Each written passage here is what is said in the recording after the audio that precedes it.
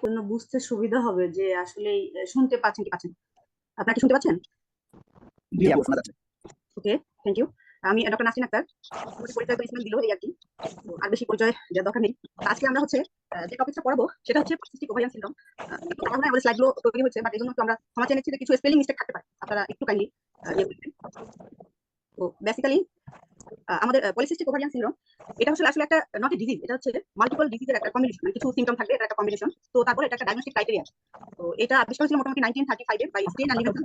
19 তো কিছু ক্রাইটেরিয়া আমরা সেট করে দিয়েছেন। আপনারা একটু যাদের মাইকটা মিউট নাই কাইন্ডলি একটু মিউট করে রাখেন, তাতে অন্যরা সবাই আর কি বুঝতে সুবিধা হবে। ঠিক আছে? তো এখানে তিনটা ক্রাইটেরিয়া আমরা দেখবো আর কি। তিনটা ক্রাইটেরিয়ার মধ্যে যদি দুইটা ক্রাইটেরিয়া আমরা মোটামুটি পেয়ে যাই, তাহলে আমরা এটা পিসিওএস হিসেবে ডায়াগনোস করতে পারি। তো তিনটা ক্রাইটেরিয়ার মধ্যে প্রথম যে ক্রাইটেরিয়া আমরা দেখি অলিগো অথবা অ্যানোভুলেশন, অথবা অলিগো অথবা অ্যানোভুলেশন বোথ, মানে যে কোনো দুইটা একটা থাকতে পারে অথবা যে কোনো দুইটাই থাকতে পারে। যে অনেকে আসে, আমরা এখন কি করে বুঝবো অলিগো ওভুলেশন? তো আপনি মানে পেশেন্ট আসলে আপনার কাছে নিয়ে আসবেন না, তাহলে আপনি কিভাবে বুঝবেন এটা পেশেন্ট আপনার কাছে কমপ্লেইন করবে অলিগো মেনোরিয়া। অলিগো মেনোরিয়াটা কি?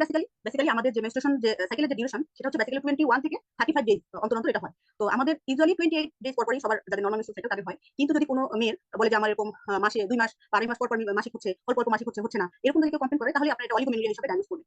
তো অলিগোমেনোরিয়ার মেইন কারণ হচ্ছে অলিগো ওভুলেশন অথবা অ্যানোভুলেশন। তো যে কোনো একটা সিম্পটম নিয়ে আসতে পারে। আরেকটা হচ্ছে 2 নম্বর হচ্ছে clinical and or biochemical sign of hyperandrogenism. এখন পেশেন্ট এসে তো আমাদের কাছে বলবে না আমার হাইপার অ্যান্ড্রোজেনিজম আছে, বা সব পেশেন্ট লিপিড প্রোফাইল বা টেস্টোস্টেরন দেখাবেন। তো আমরা কিভাবে এটা বুঝবো ক্লিনিক্যাল সিম্পটম কি? ক্লিনিক্যাল সিম্পটম হচ্ছে মেইনলি বেসিক্যালি পেশেন্টের থাকবে অ্যাকান্থোসিস নিগ্রিকান্স, এটাই বেশি পাওয়া যায়। পেশেন্ট ওবেস থাকবে, অ্যাকান্থোসিস নিগ্রিকান্স থাকবে। অ্যাকান্থোসিস নিগ্রিকান্স হচ্ছে সাধারণত আমরা ঘাড়ে দেখি, নেকের কাছে স্কিনটা একটু মোটা হয়ে যায়, ঠিক হয়ে যায়, বা একটু শাইনি শাইনি। হ্যাঁ, আপনাদের এটা দেখলে আপনারা বুঝতে পারবেন। বাট অনেকের ব্ল্যাকেনিং হয়ে যায়, not blackening, skin thickening, shiny, plus হচ্ছে আপনাদের কিছু স্ট্রেচিং মার্ক, অনেক জিনিস ফেটে গেলে যেরকম স্ট্রেচিং মার্ক থাকে। আপনারা একটু ছবিটা দেখে নিন, একটা ছবি ছিল গুগলে, আমি আসলে দিতে পারলাম না। তো দেখে নিন অ্যাকান্থোসিস নিগ্রিকান্স। আপনি যখন একটা পেশেন্ট আসবে আপনার কাছে বেশি, তখন আপনি পেশেন্টের নেকটা চেক করবেন। তো নেকটা চেক করলে আমরা বুঝতে পারবো যে অ্যাকান্থোসিস নিগ্রিকান্স আছে কিনা। এই আসলে একটু কাইন্ডলি মিউট করেন। হাইপারঅ্যান্ড্রোজেনিজম ফিচারটা আমরা এইভাবে বুঝতে পারবো। তো আমরা প্রথমে বললাম অলিগো অথবা অ্যানোভুলেশন এবং clinical and or biochemical sign of hyperandrogenism. এখন এটা আমরা বললাম ক্লিনিক্যাল। আর বায়োকেমিক্যাল ফিচার কি বলবো? বায়োকেমিক্যাল ফিচার বলবো আমরা যখন টেস্টোস্টেরনটা বেশি থাকবে, সেটা অ্যাবনরমাল লিপিড প্রোফাইল যদি আমি দেখি সেক্ষেত্রে। আরেকটা হচ্ছে পলিসিস্টিক ওভারি। পলিসিস্টিক ওভারিটা আমি কিভাবে বুঝবো? আমাদের যে আল্ট্রাসাউন্ড ফিচার, এটা আমরা সরাসরি বুঝবো না, শুধু আল্ট্রাসাউন্ড করে বুঝতে পারবো, টিভিএস করি। তো টিভিএসে দেখবো যে আমরা ওভারিটা বড় হয়ে গেছে, ওভারি সাইজটা ভলিউমটা বাড়বে মোর দ্যান 10 সেন্টিমিটার। আর চারিদিকে কর্টেক্সের চারিদিকে নেক চেইন, মানে আপনার নেকলেস প্যাটার্ন, মহিলারা যে নেকলেস পরে মুক্তার মতো, সেরকম নেকলেস প্যাটার্নে চারিদিকে ঘুরে ঘুরে কর্টেক্সে দেখবো অনেকগুলি মানে ছোট ছোট ছোট সিস্ট। তো সিস্টগুলি ছোট থাকবে, অনেক বড় থাকবে না, 2 থেকে 9 মিলিমিটার ডায়ামিটার থাকবে, 12টা বেশি থাকবে, এরকম একটা ক্রাইটেরিয়া আছে। তো এগুলো যদি আমরা দেখি, সাথে থাকবে স্ট্রোমাল থিকেনিং। স্ট্রোমাল থিকেনিং মানে কি? ওভারির চারপাশে যে আমরা যে বাউন্ডারিটা দেখি, আল্ট্রাসাউন্ড আপনারা দেখবেন যারা কোর্স করছেন, তো ওই চারিদিকে বাউন্ডারিটা হাইপার ইকুইক হয়ে যাবে, মানে অনেক বেশি ঠিক হয়ে যাবে।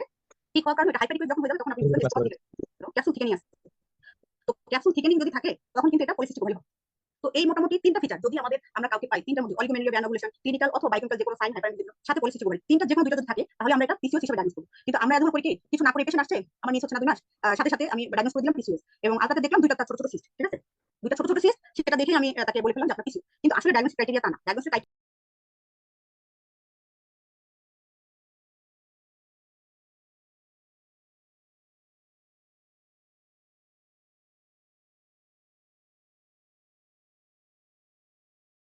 ক্রাইটেরিয়ার ভিতরে আমরা যদি এগুলো ফেলি, যে কোনো দুইটা ভিতরে পিসিওএস আপনাদের ক্রাইটেরিয়া আমি বললাম যে 12টার বেশি হবে, 2 থেকে 9 মিলিমিটার হবে, সাথে স্টোমাল থিকেনিং থাকবে, ক্যাপসুলটা ঠিক থাকবে, স্টোমাল ভলিউম বেশি থাকবে, এই ক্রাইটেরিয়াগুলো মিলাই আমরা পলিসিস্টিক ওভারি পাবো। তো তিনটার মধ্যে যে কোনো দুইটা পেলে আমরা মোটামুটি ডায়াগনোস কনফার্ম। ঠিক আছে? এবার এই যে আমি আপনাকে আগেই বলছি অলিগোমেনোরিয়াটা কি, এটা যদি ইনফ্রিকুয়েন্ট মেনস্ট্রুয়েশন হয়, মানে 35 দিনের বেশি যদি আপনাদের সাইকেলটা থাকে, 35 দিনের বেশি, মানে তারপর পর যদি মিস হয়, তাহলে আমরা বলবো এটা অলিগোমেনোরিয়া। এবার হাইপার অ্যান্ড্রোজেনিজমটা কি? হাইপার অ্যান্ড্রোজেনিজমটা মানে বেসিক্যালি অ্যান্ড্রোজেন প্রোডাকশন। অ্যান্ড্রোজেন প্রোডাকশনটা আমাদের বেশি বাড়বে। ঠিক আছে? এটাই আর কি। তো হাইপার অ্যান্ড্রোজেনিজমের জন্য আমাদের ফিচারটা কি? প্রথমে বলি এটা আসে কোথা থেকে। মেলে আসে হচ্ছে যে আপনার, মেলে আসে বেসিক্যালি হচ্ছে টেস্টিস থেকে, আর ফিমেলে হচ্ছে যে আপনার আসবে হচ্ছে ওভারি থেকে, কিন্তু অ্যাড্রেনাল গ্ল্যান্ড থেকেও কিছু আসে। Adrenal gland ovary. আমার এখানে এটা আচ্ছা। তো আমাদের আমরা এই অ্যান্ড্রোজেন লেভেলটা প্রথমে দেখি কত। মেলের ক্ষেত্রে সাধারণত 300 থেকে 1000 ন্যানোগ্রাম থাকে, আর ফিমেলের ক্ষেত্রে থাকে হচ্ছে 15 থেকে 70। এখানে দেখবেন যারা পিসিওএস এর পেশেন্ট, তারা আপনার কাছে অনেক বেশি নিয়ে আসবে। সাধারণত 150 উপরে থাকলে আমরা এটা বলি এটা পিসিওএস এর ডায়াগনস্টিক ক্রাইটেরিয়া, 150 বেশি থাকবে। ঠিক আছে? আর এই যে অ্যান্ড্রোজেন, এটা আমরা মানে নরমাল কাজটা আগে বলি। অ্যান্ড্রোজেন মেলের ক্ষেত্রে এটা কি? এটা অ্যান্ড্রোজেন মেলের ক্ষেত্রে খুব দরকারি, ফিমেলও দরকারি, তবে মেলের ক্ষেত্রে বেশি দরকারি। মেলের ক্ষেত্রে আমরা সাধারণত এটা দেখি কিসের জন্য, যে মেল প্যাটার্নটা তৈরি করে বিশেষ করে এই যে অ্যান্ড্রোজেন, এটা মাসেল মাস যে আপনার এটা তৈরি করবে, ভয়েসটা ডিপেন্ডিং করবে, তারপর আপনার লিবিডো বাড়াবে, বোন ডেনসিটি বাড়ায়, সবকিছু করে। ফিমেলও সেম কাজগুলি করে, বাট আমাদের ফিমেলে এটা একটা রেঞ্জ আছে। তো বললাম 70 পর্যন্ত হলে এটা নরমাল কাজকর্ম এটা করতে পারে, বাট যদি এক্সেস হয়, তখন কিন্তু আবার আপনার এরকম প্রবলেমগুলো শুরু হবে। ওই ছেলেদের মতো মাসেল মাস শুরু হবে, হার্সিটিং হবে, ডিপ ভয়েস হবে, প্লাস হচ্ছে আপনার বেল্ডিং হবে, এটা জিনিসগুলো হবে। তো আমরা কখনো এটা চাই না ফিমেলে আমার এক্সেস হোক, নরমাল থাকুক, কারণ আমার লিবিডো মেইনটেইন করার জন্য আমার নরমাল টেস্টোস্টেরন দরকার। আর লিবিডো না থাকলে তো আসলে প্রবলেম। আর এটা হাইপার অ্যান্ড্রোজেনিক ফিচার আমি কি দেখে বুঝবো? বেসিক্যালি আমরা ফিমেল আসে, ফিমেল গুলা যারা কমপ্লেন করে, তারা বেসিক্যালি আমাদের কাছে আসে হাসিটিজম। হাসিটিজম কখন আমি বলবো? যখন যেসব জায়গায় মেয়েদের মানে অ্যাবনর্মাল হেয়ার থাকার দরকার, মানে দরকার নেই যেসব হেয়ার, সেসব হেয়ার চলে আসবে। যেমন ছেলেদের যেরকম দাড়ি গোঁফ থাকে, এখন মেয়েদের তো এসব দরকার নাই, আমাদের নর্মাল যে হেয়ারের মতো মনে হয় থেকে যদি হেয়ার মনে হয় যে এগুলো থিনিং না হয়ে ঠিক হয়ে গেল, বড় হয়ে গেল, তবে তো আমরা এটা বুঝবো না এটা হেয়ার। তো যখন এই সব জায়গায় অ্যাবনর্মাল হেয়ার গ্রোথ হবে তখন কিন্তু এটা হাসিল হবে। তো শুধু এই যে দাড়ি বা গোফে না, অনেকে ব্যাকে হয়, তারপরে আর্মে হয়, অনেক বড়, আপনি দেখে বুঝতে পারবেন যে কোনটা আপনার নর্মাল গায়ের লোম আর কোনটা আপনার হচ্ছে ঠিক হেয়ার বা কোনটা হাইপার অ্যান্ড্রোজেনিক জন্য হচ্ছে। এটা আস্তে আস্তে ক্লিনিক্যাল আই আমাদের সাফল্য আমরা নিজেরাই বুঝতে পারবো, পেশেন্টই বলবে আমাদের। আর আরেকটা হচ্ছে আসে বেশি করে মানে একনি নিয়ে বলে আমার মুখ এত অয়েলি, এত বেশি একনি উঠে। আপনি হয়তো হাসপাতালে পাইলেন না, কিন্তু আপনি দেখলেন প্রচুর অয়েলি স্কিন, পেশেন্টের একনি একনি আছে, তখন আপনি একনি আর কোথাও হতে পারে জায়গাগুলো দেখে নেবেন, প্লাস হচ্ছে আপনি ওই যে একান্ত সিগনিফিকেন্স ওই জিনিসটা আপনি চেক করে নেবেন যে আসলে আমাদের এটা আর একটু আছে না এই। তারপর অনেক পেশেন্ট বলতে পারে যে আমার এই দুই পাশের মাথার এই কপাল এখান থেকে চুল উঠে যাচ্ছে, চুল উঠে যাচ্ছে। তো এটাই হচ্ছে যে মেল প্যাটার্ন ব্যালেন্স আমরা যেটা বলি। আর বেসিক্যালি ম্যাক্সিমাম পেশেন্ট এই কমপ্লেইনটা নিয়ে আসে ইররেগুলার মেনস্ট্রুয়াল পিরিয়ড। অনেক পেশেন্ট আসে এই কমপ্লেইন, তারা অন্য কিছু বলতে পারে না, তাদের কাছে হাসিও হয় না, বাট তাদের মেনস্ট্রুয়েশনটা এত অলিগোমেটারি হয় যে বলে আমার 2 মাস 3 মাস পরে একটু হচ্ছে, তাও এরকম না একদিন থাকতেছে বা 2 দিন ওরকম না, আই এম নট স্যাটিসফাইড। তো সেক্ষেত্রে আমরা এটা পিসিও সাসপেক্ট করে আমরা ওই লাইনে ইনভেস্টিগেশন শুরু করব। তো অয়েলি স্কিন স্কার্ট নিয়ে আসতে পারে, মাসেল মাস ইনক্রিজ হয়েছে, এটা নিয়ে আসে পেশেন্ট খুবই কম, পিসিওসে খুব কমই আমরা এগুলো পাই। এটা প্রিভিলেজ সাধারণত 5 থেকে 10% রিপ্রোডাক্টিভ এজে, এটা কিন্তু অনেক বেশি, মোটামুটি কম না। এখন ইটিওলজিতে আমরা আসি, এখন সব পেশেন্ট তো আমাদের হচ্ছে, তো 10% পেশেন্ট হচ্ছে বা 15% পেশেন্ট হচ্ছে, কেন হচ্ছে? এটা সাধারণত দেখা যায় যে যাদের মা বা খালা ফার্স্ট রিলেটিভ এরকম হচ্ছে তাদের হচ্ছে। প্রথমে এইজন্য হচ্ছে আমাদের ফ্যামিলি হিস্ট্রিটা নিতে হবে যে আপনার মায়ের আছে, আপনার বোনের আছে। যদি ফ্যামিলিয়াল এরকম কিছু থাকে তাহলে বুঝতে হবে এরা ইনহেরিটেড, হ্যাঁ ওনাদের হইতে পারে এরকম কিছু জিনিস আছে। আমাদের কিছু জিন আছে যেগুলোর জেনেটিক মিউটেশনের কারণে, অল্টারেশনের কারণে এগুলো হয়। সাধারণত সিওয়াইপি জিন মানে আপনার যে অ্যান্ড্রোজেন প্রোডাকশন করে এই টাইপের এনজাইমগুলো, যে সমস্ত জিন রেগুলেট করে, ওই সমস্ত জিনের অ্যাবনর্মাল মিউটেশনের কারণে এটা হতে পারে, জেনেটিক কজগুলো। ঠিক আছে, এরপর হচ্ছে এনভায়রনমেন্টাল ফ্যাক্টর। এনভায়রনমেন্টাল ফ্যাক্টর তো আমরা এখন যে পরিমাণ জাঙ্ক ফুড খাচ্ছি, সেডেন্টারি লাইফস্টাইল লিড করতেছি, আমাদের বিএমআই বেড়ে যাচ্ছে। বিএমআই সাধারণত 25 বেশি যদি হয় কারো, সেই দিকে একটু খেয়াল রাখতে হবে। খাবার দাবার আমরা একটু কন্ট্রোল করে খাবো। এবার আসি মেইন যে মেইন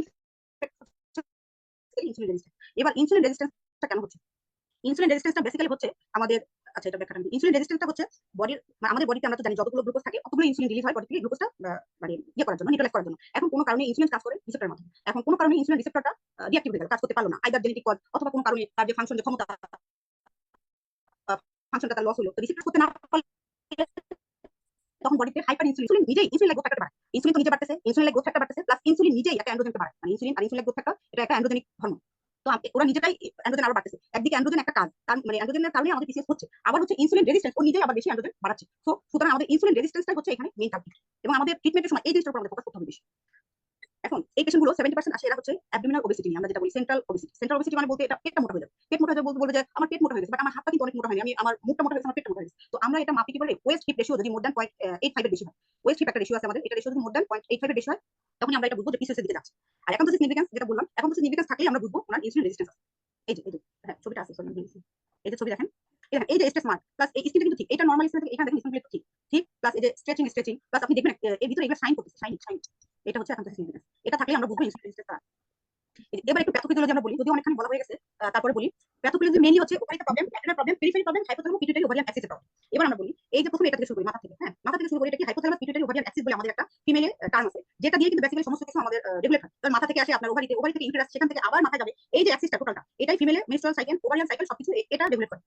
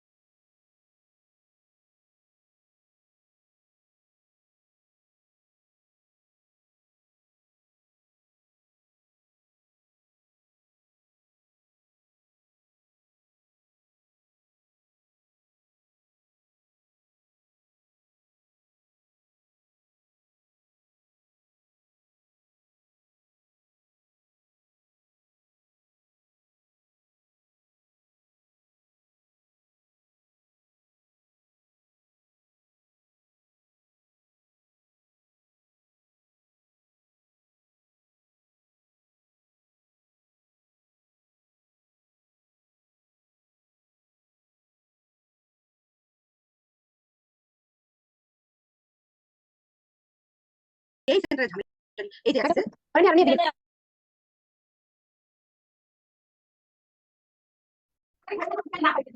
আচ্ছা, যদি কোনো কারণে আমাদের এই হাইপোথ্যালামিক পিটুইটারি অ্যাক্সিসে প্রবলেম হয়, সেক্ষেত্রে আমাদের কি প্রবলেম হবে? এই হাইপোথ্যালামিক পিটুইটারি ওভারিয়ান অ্যাক্সিসটা সাধারণত প্রবলেম হয় কি কারণে? এই যে লাইফস্টাইল, সেকেন্ডারি লাইফস্টাইল, ওকে কথা বলবি।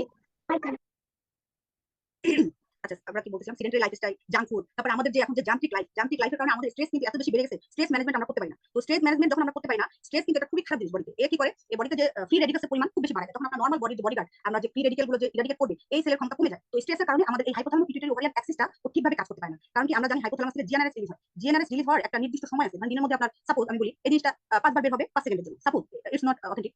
তো ধরেন 5 বার বের হবে 5 সেকেন্ডের জন্য। সে স্টিমুলেট করবে এফএসএস এলএস। তো এফএসএস এলএস আবার কাজ করবে ওভারির উপর, ওভারি ফলিকল গুলো বের বড় করবে, বড় করার কারণে ওখান থেকে আবার ফলিকল রাপচার ম্যাচিউর হবে, রাপচার হবে, তারপর থেকে প্রজেস্টেরন আসবে, প্রজেস্টেরন কি করবে আবার ইউটেরাসের উপর কাজ করবে, ইউটেরাস থেকে আবার যখন সে এফএসএস এলএস ঠিকমতো পাবে না, তখন প্রজেস্টেরন আর ইস্ট্রোজেন উইথের কারণে তখন আবার মেনস্ট্রুয়েশন হবে, আবার যখন ইস্ট্রোজেন প্রজেস্টেরন লেভেল কমে যাবে তখন সে আবার নেগেটিভ ফিডব্যাক দিবে, আবার এফএসএস বাড়বে, কম বাড়বে, মানে এইভাবে সাইকেল আমরা মেনস্ট্রুয়েশন সাইকেল ওভারিয়ান সাইকেল করার সময় আরো ভালোভাবে বুঝতে পারবো। তো এইটা যখন অল্টার হবে তখন কি হবে? জিএনআরএসটা পালসেটাল রিলিজ হতে থাকে, মানে জিএনআরএসটা কন্টিনিউয়াস রিলিজ যখন স্টপ হওয়ার কথা স্টপ হতে পারে না। তো জিএনআরএস যখন কন্টিনিউয়াস রিলিজ হয়, জিএনআরএস এর একটা অ্যাফেকশন আছে, এফএসএস থেকে এলএস এর প্রতি তার ভালোবাসা খুব বেশি, সে খুব দুর্বল এলএস এর প্রতি। তো যখন জিএনআরএস বেশি বেশি রিলিজ হয়, সে কি করে? এলএস কে এফএসএস তুলনায় আরো বেশি রিলিজ করে। এফএসএস এলএস যখন আরো বেশি রিলিজ করে, এলএস কি করে? এলএস ওভারের উপর কাজ করে, যে থিটা নিউক্লিয়াস সেলের উপর ও কাজ করে, ও তখন অ্যান্ড্রোজেন প্রোডাকশন আরো বেশি বাড়ায়। তখন একদিকে আমাদের অ্যান্ড্রোজেন এমনিতেই বডিতে বেশি, তারপরে যদি আরো বেশি বাড়ায়, তার মানে ওভারির ভিতরে একটা হাইপার অ্যান্ড্রোজেনিক স্টেট বিরাজ করে। কিন্তু আমাদের যে ওভারির যে মাইক্রো এনভায়রনমেন্ট, এটা ইস্ট্রোজেনিক লাগে। আমাদের ফলিকল গুলো রাপচার হওয়ার জন্য, ম্যাচিউর হওয়ার জন্য ইস্ট্রোজেনিক এনভায়রনমেন্ট লাগে। বাট আমাদের হাইপোথ্যালামিক পিটুইটারি ওভারিয়ান অ্যাক্সিসটা যখন আমাদের কাজ করতে পারে না, তখনই কিন্তু আমাদের এই যে মাইক্রো এনভায়রনমেন্টটা, এটা ইস্ট্রোজেনিকের পরিবর্তে অ্যান্ড্রোজেনিক হয়। তো অ্যান্ড্রোজেনিক এনভায়রনমেন্টে তো ফলিকল বড় হবে না, বেরো হবে, সেক্ষেত্রে অ্যানোভুলেশন হবে, অ্যানোভুলেশন হওয়ার পরেই তো অলিগোমেনুরিয়া, অ্যামিনুরিয়া এগুলো ডেভেলপ হবে। তো এইটা গেলাম হাইপোথ্যালামিক পিটুইটারি ওভারিয়ান। আর পেরিফেরাল কি? ওই যে পেরিফেরাল আমরা অনেক ম্যাডাম একটা কোশ্চেন ছিল। হ্যাঁ হ্যাঁ বল। ম্যাডাম জিএনআরএস থেকে তো ম্যাডাম এলএসি হইতেছে এফএসি হইতেছে, নেগেটিভ ফিডব্যাকে যখন এফএসি কমে গেল, কিন্তু এলএস আবার আমার বেড়ে যাচ্ছে কেন ম্যাডাম? মানে হাইপার সিক্রেশন অফ এলএস হচ্ছে, কিন্তু এফএসি কমে যাচ্ছে, তাই দুটো তো কমার কথা ছিল না, কিন্তু এখানে তো না, এফএসি। ইস্ট্রোজেন কেন কমার কথা থাকবে? কারণ ইস্ট্রোজেন তো আপনার কাছে এফএসএস এর উপর কাজ করবে, এলএস এর উপর তো কাজ করবে না। তো এফএসএস তো কমবে, কিন্তু এলএস যে রিলিজ করছিল জেনারেট, ও কেন কমবে? নেগেটিভ ফিডব্যাকের জন্য এফএসএস কমে, এলএস কমে। ম্যাডাম এলএস কি ম্যাডাম শুধু পোস্টে মানে প্রজেস্টেরন উপর শুধু কাজ করতে প্রজেস্টেরন পারে? কমে, প্রজেস্টেরন এলএস কমে, ইস্ট্রোজেন এফএসএস কমে। আচ্ছা ঠিক আছে ম্যাডাম। ওকে, তো আমরা পেরিফেরিতে কেন বললাম পেরিফেরিতে ফ্যাট? হ্যাঁ, যদি অনেক বেশি ফ্যাট থাকে তখন তো অবশ্যই এটা প্রবলেম হবে, অ্যান্ড্রোজেন বেশি। আর অ্যাড্রিনাল গ্ল্যান্ড থেকেও যখন ওইরকম হাইপার অ্যান্ড্রোজেন মানে অ্যান্ড্রোজেন সিক্রেশন যখন আমাদের বেশি হবে। হ্যালো, কথা শোনা যাচ্ছে? হ্যালো। জি আপু শোনা যাচ্ছে। আর ওভারিতে তো বললাম, ওভারিতে একদিকে হাইপার ইনসুলিনিয়া, ও কি করে? ইনসুলিন হাইপার ইনসুলিন অনেক বেশি থাকার কারণে ওভারি থেকে অ্যান্ড্রোজেন বের করে বেশি, ইনসুলিন ফ্যাক্টর বের করে বেশি, তারপর আবার ওভারির উপর কাজ করে এলএস, এলএস অ্যান্ড্রোজেন বেশি বেশি করে তৈরি করে, যার সব মিলায় আমাদের একটা হাইপার অ্যান্ড্রোজেনিক স্টেট তৈরি হয়। আর পিসিওএস কিন্তু আমরা সাধারণত ভাবি মোটা পেশেন্ট পিসিওএস, কিন্তু মানে লিন অ্যান্ড থিন 25 থেকে 30% মানে পেশেন্ট কিন্তু লিন অ্যান্ড থিন হয় 25 থেকে 30%। তো আমাদের মেইন যে ট্রিটমেন্টের যে ফোকাস, এটা আমরা বেসিক্যালি করব অ্যান্ড্রোজেন লেভেলটা কমানো। এবার এখানে কিছু ক্লিনিক্যাল ফিচার দেওয়া হয়েছে যে কি কি ফিচার নিয়ে আসতে পারে। পেশেন্ট বলতে পারে অ্যামেনুরিয়া, আমার মাসিক হচ্ছে না, অলিগোমেনুরিয়া মানে আমার খুবই কম মাসিক হয়, তারপর বলছে আমার মাসিক উল্টাপাল্টা হয়, অনেকে আসবে আমার বাচ্চা হয়, বিয়ে হয়েছে 2 বছর বাচ্চা হয়। তারপরে আপনার কাছে আসতে পারে যে আমার দাড়ি গোফ উঠছে, কি করতে পারি, আমার একনি, আমার ঘাড়ে কালো হয়ে গেছে, আমার মাথা চুল উঠে যাচ্ছে, আমার মানে গলা মোটা হয়ে যাচ্ছে, এই টাইপের প্রবলেম আসতে পারে, বা আমি মোটা হয়ে যাচ্ছি, কি করবো, এই টাইপের প্রবলেম নিয়ে আমাদের কাছে সবই আসতে পারে। এই যে ফিচার, ঠিক আছে, একনি, এই যে diagnosis, এখানেও আসতে পারে, বা এইখানে এটা তো মাথার সামনে থেকে আসতে পারে, দুই পাশে ভ্যালু নিতে পারে। এবার ডায়াগনোসিসটা আমরা কিভাবে করবো? ডায়াগনোসিসটা প্রথমে এই পেশেন্ট আসলে আমাদের কাছে আমরা প্রথমে তার একটা টিভিএস করবো অথবা আল্ট্রাসাউন্ড করতে পারি। করার পরে আমরা এই যে দেখলাম আমাদের ওভারির যে ভলিউমটা সেটা বাড়বে, 10 সেন্টিমিটার বেশি থাকবে, সিএস থাকবে অনেকগুলি ছোট ছোট 12টা বেশি, ডায়ামিটার থাকবে 2 থেকে 9, যেটা পেরিফেরি আইরিস থাকবে। আমরা সিরাম টেস্টোস্টেরন লেভেলটা করব। এটা সাধারণত আমরা সিরাম টেস্টোস্টেরন লেভেলটা সবার করে না। আমরা এটা দেখার পরে মোটামুটি এটা পলিসিস্টিক ওভারি, আর সাথে হচ্ছে যে আমরা তার যে ইসের ফিচার, তার ক্লিনিক্যাল ফিচার, এটা দুইটা দেখে মিলাই মোটামুটি তিনটার মধ্যে দুইটা ক্রাইটেরিয়া আমরা বলতে পারি আমরা এটা করেন। কিন্তু যদি তারপর মনে হয় যে আমার একটা আছে আরো আমার লাগবে, তখন আমি সিরাম টেস্টোস্টেরন করব। যদি 150 এর বেশি আমরা পাই তখন আমরা বলবো এটা পিসিএস। আর সিরাম প্রোলাক্টিনটা দেখবো। এখন কেন প্রোলাক্টিন দেখবো? কারণ দেখা যায় ম্যাক্সিমাম পিসিএস পেশেন্টের ক্ষেত্রে প্রোলাক্টিন লেভেলটা বাড়ে, 20% ক্ষেত্রে প্রোলাক্টিন লেভেলটা বাড়ে। তো কেন বাড়বে? ওই যে জিএনআরএসটা বাড়লো, জিএনআরএসটা কিছু প্রোলাক্টিনের উপর কাজ করে। জিএনআরএস বাড়লে যেহেতু আমাদের পিটুইটারি অ্যান্টিপিটুইটারি উপর কাজ করে, তো এই সময়টা কিছু প্রোলাক্টিন বাড়ে। এজন্য কিন্তু আমাদের ট্রিটমেন্টে অনেক সময় প্রোলাক্টিন লেভেল যদি নরমাল আসে তখন নিশ্চয়ই সমস্যা নরমাল হতে চায় না। এজন্য আমরা অনেক সময় প্রোলাক্টিন যদি বেশি থাকে আমরা সেই ক্ষেত্রে প্রোলাক্টিন কমানোর ওষুধ দিব। আমরা TSH54 করতে পারি। ডিজিজ গুলো একটা থাকে আরেকটার সাথে মানে হরমোনাল প্রবলেম থাকে। এজন্য আমরা একটা সিরাম TSH এন্ড 84 করব। আর যেহেতু আমি বললাম যে ইনসুলিন রেজিস্ট্যান্সের কারণে, তো সেই ক্ষেত্রে অবশ্যই তার ব্লাড সুগার বাড়বে। হাইপার ইনসুলিন হচ্ছে, তার ইনসুলিন আছে বাট কিন্তু কাজ করতে পারছে না, তার মানে গ্লুকোজ কমাতে পারছে না, তার মানে আমরা ওজিটি করব। ওজিটি করলে আমরা বুঝতে পারবো। আর SB1 করব কারণ তার লাস্ট প্রিভিয়াস 3 মাসের যে স্ট্যাটাস ওইটা দেখার জন্য আমরা এটা করব। আরেকটা করি অনেকে, আমরা এটা সাধারণত ক্লিনিক্যালি করি না, তবে এটা হ্যাঁ হ্যাঁ ম্যাডাম এই যে টেস্টোস্টেরন জি প্রোডাক্টিং জি এটা বলেন। করার কি কোনো সময় আছে? দিনের কোন সময় ব্লাড স্যাম্পল নিতে হবে না বা না এটা সাইকেলের সাধারণত কোন ওরকম সময়টাতে এই না পরীক্ষাটা না, করতে হবে? এটার কোনো ধরা বাঁধা কোনো নিয়ম নাই। পেশেন্ট আমার কাছে যখন আসবে তখনই আমরা এটা করে দেব। কোন সাইকেলের কোনো ধরা বাঁধা কোনো নিয়ম নেই। এবার হচ্ছে এলএস এফএস রেশিওটা আমরা দেখতে পাবো। সাধারণত এলএস এফএস রেশিওটা 1:1 থাকে, মানে যতটুকু এলএস থাকে এফএস থাকে। এই যে আপনি যে বললেন সাইকেলের কোন স্টেজে, এই দুটো ক্ষেত্রে না। এই যে এলএস এফএস এটা সাধারণত আমরা সাইকেলের 2 নম্বর বা 3 নম্বর দিনে করি। তো সেক্ষেত্রে পিসিএস এর ক্ষেত্রে না, আমরা ওই যে ইনফার্টিলিটি ট্রিটমেন্ট যখন করব তখন আমরা করি। কারণ আমাদের ইনফার্টিলিটি ট্রিটমেন্ট করতে হয় তখন। কিন্তু পিসিএস ডায়াগনোসিসের ক্ষেত্রে আমরা সাধারণত এগুলো করি। এলএস এফএস রেশিওটা দেখি না। কিন্তু নরমালি 1:1 হবে। কিন্তু এখানে 2:1 বা 3:1 ও হতে পারে। যে সময় আসবে মানে সেই সময় ইনসুলিন পাবে। না না এলএস এফএস ওটা যদি আপনি করেন তখন আর এটা এটা সাধারণত এটা কি পলিসিস্টিক ওভারি না মাল্টিসিস্টিক ওভারি? আমরা সাধারণত মাল্টিসিস্টিক ওভারি পাইলে এটা হচ্ছে পলিসিস্টিক ওভারি হিসেবে আমরা ডায়াগনোস করি। কিন্তু এটার ভিতরে একটু পার্থক্য আছে। যেমন পলিসিস্টিক ওভারিতে কতগুলো ফিচার আছে একদম ফিক্স, এগুলো না হলে আপনি বলতে পারবেন না। কিন্তু আমরা মাল্টিসিস্টিক ওভারিকে পলিসিস্টিক বলি। যেমন মাল্টিসিস্টিক ওভারিতে আপনার বাইলেটার থাকবে, এখানে বাইলেটার থাকবে, এখানে অনেকগুলো সিস্ট থাকবে, এখানে সিস্ট থাকবে, কিন্তু এখানে সিস্টগুলো থাকবে ছোট ছোট 2 থেকে 9, আর এখানে সিস্টগুলো থাকবে 10 মিলিমিটার বেশি। আর বেসিক্যালি যে মেইন যে ডিফারেন্স আমরা করি সেটা হচ্ছে স্ট্রোমা ইনক্রিজ হয়, এখানে স্ট্রোমা ইনক্রিজ হয়, এখানে স্ট্রোমা ইনক্রিজ হয়। এখন যদি দেখি আমরা স্ট্রোমা ইনক্রিজ স্ট্রোমা থেকে নিই, তাহলে আমরা এটা পলিসিস্টিক ওভারি বলবো। বাট মাল্টিসিস্টিক ওভারিতে স্ট্রোমা থেকে নিতে হয় না। আর এবার আমরা ট্রিটমেন্ট কি করবো? এখন ট্রিটমেন্ট তো আসলে পেশেন্টের ইসের উপর ডিপেন্ড করবে। আপনার ট্রিটমেন্টটা পেশেন্ট কি কমপ্লেন করতেছে আমার কাছে, পেশেন্টের স্ট্যাটাসটা কি, কোন স্টেজে সে আছে, সে কি চায়, এইগুলো চারিদিকে চিন্তা ভাবনা করে তারপর আমাদের ট্রিটমেন্টে যেতে হবে। কারণ অনেক পেশেন্ট আসতে পারে, ম্যাডাম আমার 2 বছর ধরে বিয়ে হয়েছে, আমার বাচ্চা হচ্ছে না। ব্যাস, অনেক আনম্যারিড পেশেন্ট আসতে মানে আসে, ম্যাডাম আমার চুল দাঁড়িয়ে গোফ দাঁড়িয়ে বেড়ে যাচ্ছে, এটার জন্য। কেউ আসতেছে, ম্যাডাম আমার মাসিক হচ্ছে না। এখন কে কোন জিনিস চায় এটার উপর ডিপেন্ড করে আমাদের ট্রিটমেন্টটা করতে হবে। ট্রিটমেন্টের মেইন যে ফিচার, কারণ আমাদের 75% থাকে ওবেস, তো সেক্ষেত্রে ওবেসিটি মানে কমান ওয়েট রিডাকশন একটা ট্রিমেন্ডাস এফেক্ট করে। মানে বলা হচ্ছে যে 5% যদি আপনি ওয়েট কমান, সেক্ষেত্রে আপনার 50% অফ নিউট্রিশন প্রবলেম সলভ হয়ে যাবে। এরকম কথা বলা হচ্ছে যে একটা পেশেন্ট আছে 70 কেজি, তার সাপোজ 5% আপনি কমাইলেন, কয় কেজি, 70 কেজি 5 কেজি, হয়তো 5 বা 3 3 3 3.5 5 4 কেজি কমাইলে মোটামুটি আপনার নিউট্রিশন সাইকেলটা রেগুলার হয়। তো ওয়েট রিডাকশন আমরা কিভাবে করব? আমরা অনেকভাবে ওয়েট রিডাকশন করতে পারি। কারণ আমাদের লাইফস্টাইলটা মডিফাই করতে পারি। যদি যার কারণে মানে জাঙ্ক ফুড খাওয়ার অভ্যাস থাকলো, অভ্যাসটা আমরা চেঞ্জ করে দিলাম, একটা ডায়েট দিলাম, সে দৌড়ালো, এক্সারসাইজ করলো, তাকে সাইকোলজিক্যাল সে যদি কোনো ট্রমার মধ্যে থাকে, তাহলে আমরা তার সাইকোলজিক্যালি কাউন্সিলিং করে দিতে পারলাম, বা কোনো প্রফেশনাল কাছে যাই তার মানে কাউন্সিলিং ব্যাপারটা নিয়ে সে যাতে মেন্টালি একটা হেলদি লাইফ লিড করতে পারে, আমরা তার ব্যবস্থা করে দিলাম। তবে সবথেকে বেনিফিট হলো এক্সারসাইজ। মানে আপনি যখন এক্সারসাইজ করবেন, একদিকে তো আপনার ওয়েট রিডাকশন হবে, আপনার মেন্টাল বুস্ট আপ হবে, তারপর আপনার স্ট্রেস কমে যাবে, প্লাস হচ্ছে ইনসুলিন রেজিস্ট্যান্স সেও কমে যাবে। ইনসুলিন কিন্তু কাজ করে সেলের ভিতরে একটা গ্লুট 4 নামে একটা রিসেপ্টর আছে, গ্লুট 4 যে ক্যারিয়ার, আপনারা যারা বায়োকেমিস্ট্রি করছেন, যারা ফার্স্ট মনে থাকবে ব্যাপারে। তো এইগুলো কিন্তু এক্সারসাইজের মাধ্যমে পায়। আপনি যদি এক্সারসাইজ যত বেশি করবেন, ইনসুলিন তত বেশি কাজ করবে, আপনার বডি হাইপারটেনশন কমে যাবে, অ্যান্ড্রোজেন লেভেল কমে যাবে, আপনি সব দিক থেকেই বুস্ট আপ হবে। তো আমাদের মেইন ফোকাস থাকবে তার এক্সারসাইজ। এটা টোটাল বলা হচ্ছে শুধুমাত্র 5% ওয়েট কমাইলে আপনার এতগুলো জিনিস কমবে। আপনার ইনসুলিন লেভেল কমবে, আপনার মেনস্ট্রুয়েশন ফাংশন ইমপ্রুভ হবে, হার্সিটিজম, একনি, টেস্টোস্টেরন লেভেল সবকিছু কমে যাবে। তো ট্রিটমেন্ট প্ল্যান হচ্ছে আমরা এইভাবে দুইটা ভাগে ভাগ করছি যে কারা বাচ্চা চায়, কারা বাচ্চা চায়। এখন ওই যে অনেক পেশেন্ট আসলে বাচ্চার কোনো এফেক্ট নাই, কিন্তু তার হার্সিটিজম আছে, তার ইরেগুলার মেনস্ট্রুয়েশন আছে। তো সেক্ষেত্রে আমরা ট্রিটমেন্ট কি দিব? এক নম্বরে আমরা যে ট্রিটমেন্টটা দিব সেটা হচ্ছে মেটফর্মিন। মেটফর্মিন দিব 2 বেলা করে, প্রথমে এক বেলা দিয়ে শুরু করবো, এরপর 2 বেলা মেটফর্মিন দিতে পারি। সাথে হচ্ছে আমরা একটা ওসিপি দিব। এখন ওসিপির ক্ষেত্রে একটা কথা আছে যে ওসিপি অনেক পেশেন্ট নিতে চায় না, আনম্যারিড পেশেন্ট বা বিয়ে হয়েছে 2 বছর কিন্তু ওসিপি নিতে চায় না। সেক্ষেত্রে আমরা ওসিপি না দিয়ে আমরা অন্য আরেকটা ড্রাগ দিতে পারি। যেমন আপনার সিপ্টোটাইন এসিটাডিল একটা কম্বিনেশন আছে। হ্যাঁ, এটা সাধারণত অনেকেই নিতে চায় না, তখন আমরা এটা দিই ডায়ান 35 বা এটা ডায়ানা 35 এই নামে পাওয়া যায় সিপ্টোটাইন এসিটাডিল। কিন্তু আমাদের মেটফর্মিনটা সাথে দিতে হবে। মেটফর্মিন দিলাম আর ওসিপি দিলাম। আর যদি হার্সুটিজম থাকে তখন আমরা একটা লোকাল ক্রিম দিই, এফ্লোরনিথিন ক্রিম, যেটা হচ্ছে এলোরিন নামে পাওয়া যায়। এফ্লোরনিথিন ক্রিম অনেকে আবার লেজারও করে, লেজারের মাধ্যমে কমে যায়। এটা অনেকে কাজ করে, কিন্তু লেজারটা আসলে আসলে বেসিক্যালি পিসিওএসটা তো একদম কমপ্লিট কিউরেবল যে ডিজিজ, আপনি এটা বলতে পারবেন না। আপনি সাইন সিম্পটম বা সবকিছু কন্ট্রোলেবল ওয়েতে করে রাখতে পারবেন একদম, কিন্তু লাইফ লং যে আপনি কিউর হয়ে গেছে আর জীবন হবে না, এটা আপনি আসলে বলতে পারবেন না। কিন্তু পেশেন্টকে আপনি কাউন্সিলিং করার সময় করতে হবে। আপনি ডায়াবেটিসের মতো আজীবন আপনার লাইফ লিড এভাবে করতে হবে, আপনার সবকিছু মেইনটেইন করে চলতে হবে, হেলদি লাইফস্টাইল মেইনটেইন করতে হবে, তাহলে আপনার এটা লোকটা ভালো থাকবে।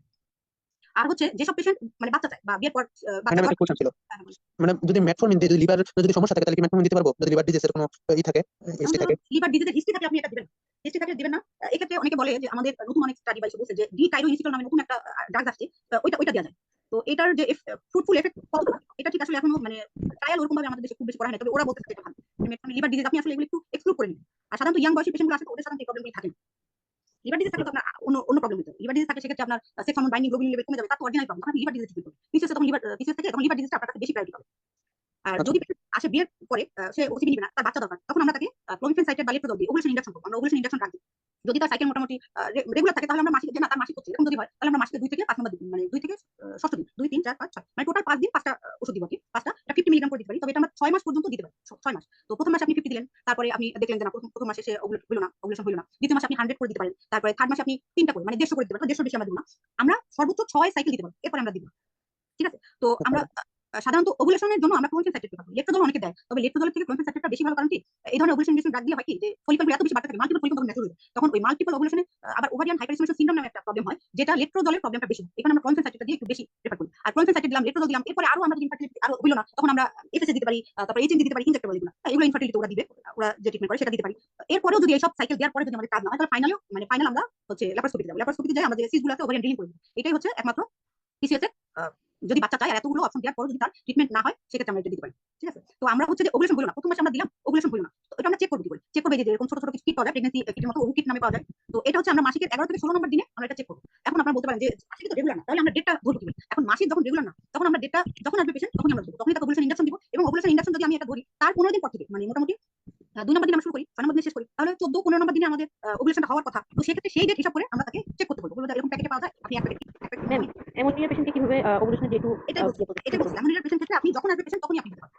এই পেশেন্ট মাসিক হয় না, তখন আপনি ডেট 2 নম্বর বা 5 নম্বর ধরে দিবেন, যখন আসবে তখন থেকেই আপনি দেখতে শুরু করবেন। যেদিন পেশেন্ট খাবে ওইটা আপনি 2 নম্বর হিসাব ধরে আপনি ওভুলেশনটা কখন হতে পারে সেই অনুযায়ী আপনি টেস্ট করতে পারবেন। এটা হচ্ছে আমাদের মোটামুটি এই যে ডিকাইরোনিসিটল নামে এই যে একটা নতুন ড্রাগ আছে, আমরা এটা বলতে চাচ্ছিলাম। ডিকাইরোনিসিটল এটা আসলে সাধারণত বলতেছে ওরা ইনসুলিন রেজিস্ট্যান্সটা কমায়, যেটা আপনার হাইপার অ্যান্ড্রোজেনিজমটাকে কমায় দিবে। কমায় দেওয়ার কারণে এটা পিসিওএস ইমপ্রুভ করে। এটা বলতে যাচ্ছে অ্যান্ড্রোজেন এবং ইস্ট্রোজেনের যে ব্যালেন্সটা এটা মেইনটেইন করে, তারপর এটা লুটিনাজিন হরমোন লেভেল কমায়, সিরাম টেস্টোস্টেরন লেভেল কমায়, গ্লুকোজ টলারেন্স ইমপ্রুভ করে, তারপর ইনসুলিন লেভেল কমায়, অক্সিডেটিভ স্ট্রেস কমাবে, ফলিকল গুলো ঠিকমতো বাড়াবে, কোলেস্টেরল কমাবে, মানে মাল্টিপল এফেক্ট ওরা বলতেছে। আমাদের দেশে অনেকেই ইউজ করেন, খুব বেশি মেগা ট্রায়াল এখনো যে হ্যাঁ 100% ফ্রুটফুল এরকম একটু কম আছে। এটা ওভুলেশনও হেল্প করে, তারপরে হার্সুটিজম ইমপ্রুভ করে, অ্যালোপেশিয়া, একান্ত নিউট্রিয়েন্ট টেকনিক, মানে যা যা আপনার পিসিওস হয় সবকিছু এরা বলতেছে কমাই দিচ্ছে, প্লাস কার্ডিওভাস্কুলার রিস্ক কমে যাচ্ছে, ব্লাড প্রেশার সবকিছু কন্ট্রোল করে। তো আমরা যখন একটা আনম্যারিড পেশেন্ট আসলো তখন আমরা মেটফর্মিন দিলাম, ওসিপি দিলাম। তো আমরা যদি দেখি যে টেস্টোস্টেরন লেভেলটা তার অনেক বেশি, হ্যাঁ 150 বেশি, মানে আমি কনফার্ম মোটামুটি তার অ্যান্ড্রোজেন লেভেল অনেক বেশি। তো সেক্ষেত্রে আমরা স্পাইরোকার্ড যে স্পাইরোল্যাক্টোন এই ড্রাগটাও দিতে পারি কমের মধ্যে। এটা হচ্ছে ওই যে সিপ্রোটান অ্যাসিডের যে আমরা যে ড্রাগটা দিচ্ছি ওটাও কিন্তু অ্যান্টি অ্যান্ড্রোজেন হিসেবে কাজ করে। তো সিপ্রোটান অ্যাসিডের যাদের দিব তাদের কিন্তু আবার স্পাইরোল্যাক্টোন দিব না। তো স্পাইরোল্যাক্টোন অথবা সিপ্রোটান অ্যাসিড যে কোনো একটা ড্রাগ আমরা অ্যান্টি অ্যান্ড্রোজেন হিসেবে দিব। তো এই যে স্পাইরোল্যাক্টোন দেওয়ার আগে অবশ্যই আমার পটাশিয়াম লেভেলটা মানে ইউক্লাস লেভেলটা করে দিচ্ছি, যেটা পটাশিয়াম স্প্যারিং ড্রাগ। তো সেক্ষেত্রে পেশেন্টকে এটা মানে যদি আপনার বেশি থাকে পটাশিয়াম তাহলে আমরা এটা দিব, তখন আমরা সিপ্রোটান দিব। আর এটা যেহেতু একটা ডায়োটিক, তো পেশেন্টকে বলতে হবে আপনার পানি তৃষ্ণা পাইতে পারে, আপনি বেশি বেশি পানি খাবেন। তো এখানে আমাদের হচ্ছে একটা সিনারিও দেওয়া আছে, 23 years unmarried girl presented to you with irregular and infrequent menstruation. Her weight 85 kg, facial hair developed and acne. Ultrasound shows there are no cysts in ovary. What is your diagnosis and management? এটা দিয়ে কি বলতে পারি আমরা? এটা কি PCOS? Serious করে control করতে হবে। কেন PCOS কনফার্ম করতে হবে? Hyper There is no cyst in ovary, so not the PCOS. তো cyst না থাকলে কি আপনি বলবেন না এটা PCOS? cyst নাই কিন্তু আপনি বলবেন না, কেন বলবেন না? ডায়াগনোসিস ক্রাইটেরিয়া তো বলছে তিনটার মধ্যে যে কোন দুইটা থাকতে হবে। আমার মতে ক্রাইটেরিয়া তো আছে, এজন্য পিসিএস বলা যাবে। হ্যাঁ আমি তো বলবো এটা PCOS, কারণ আমার দুইটা ক্রাইটেরিয়া তো ফিক্স আছে। তো হাইপারটেনশনের ফিচার আছে, তার ইনফ্লুয়েন্স মেনস্ট্রুয়েশন মানে অ্যানোভুলেশন আছে, তো আমি বলতে পারি হ্যাঁ বলা যাবে দুইটা ফিচার থাকলে তাও বলতে পারবো না এটা PCOS। এই যে এখানে PCOS can be occurs without cyst, কারণ anovulation hypertension equal to PCOS। কারণ এটা কনফার্ম করার জন্য আমাদের serum testosterone LS FSS ratio এই দুটো দেখলে আমরা মোটামুটি কনফার্ম করতে পারবো এটা PCOS।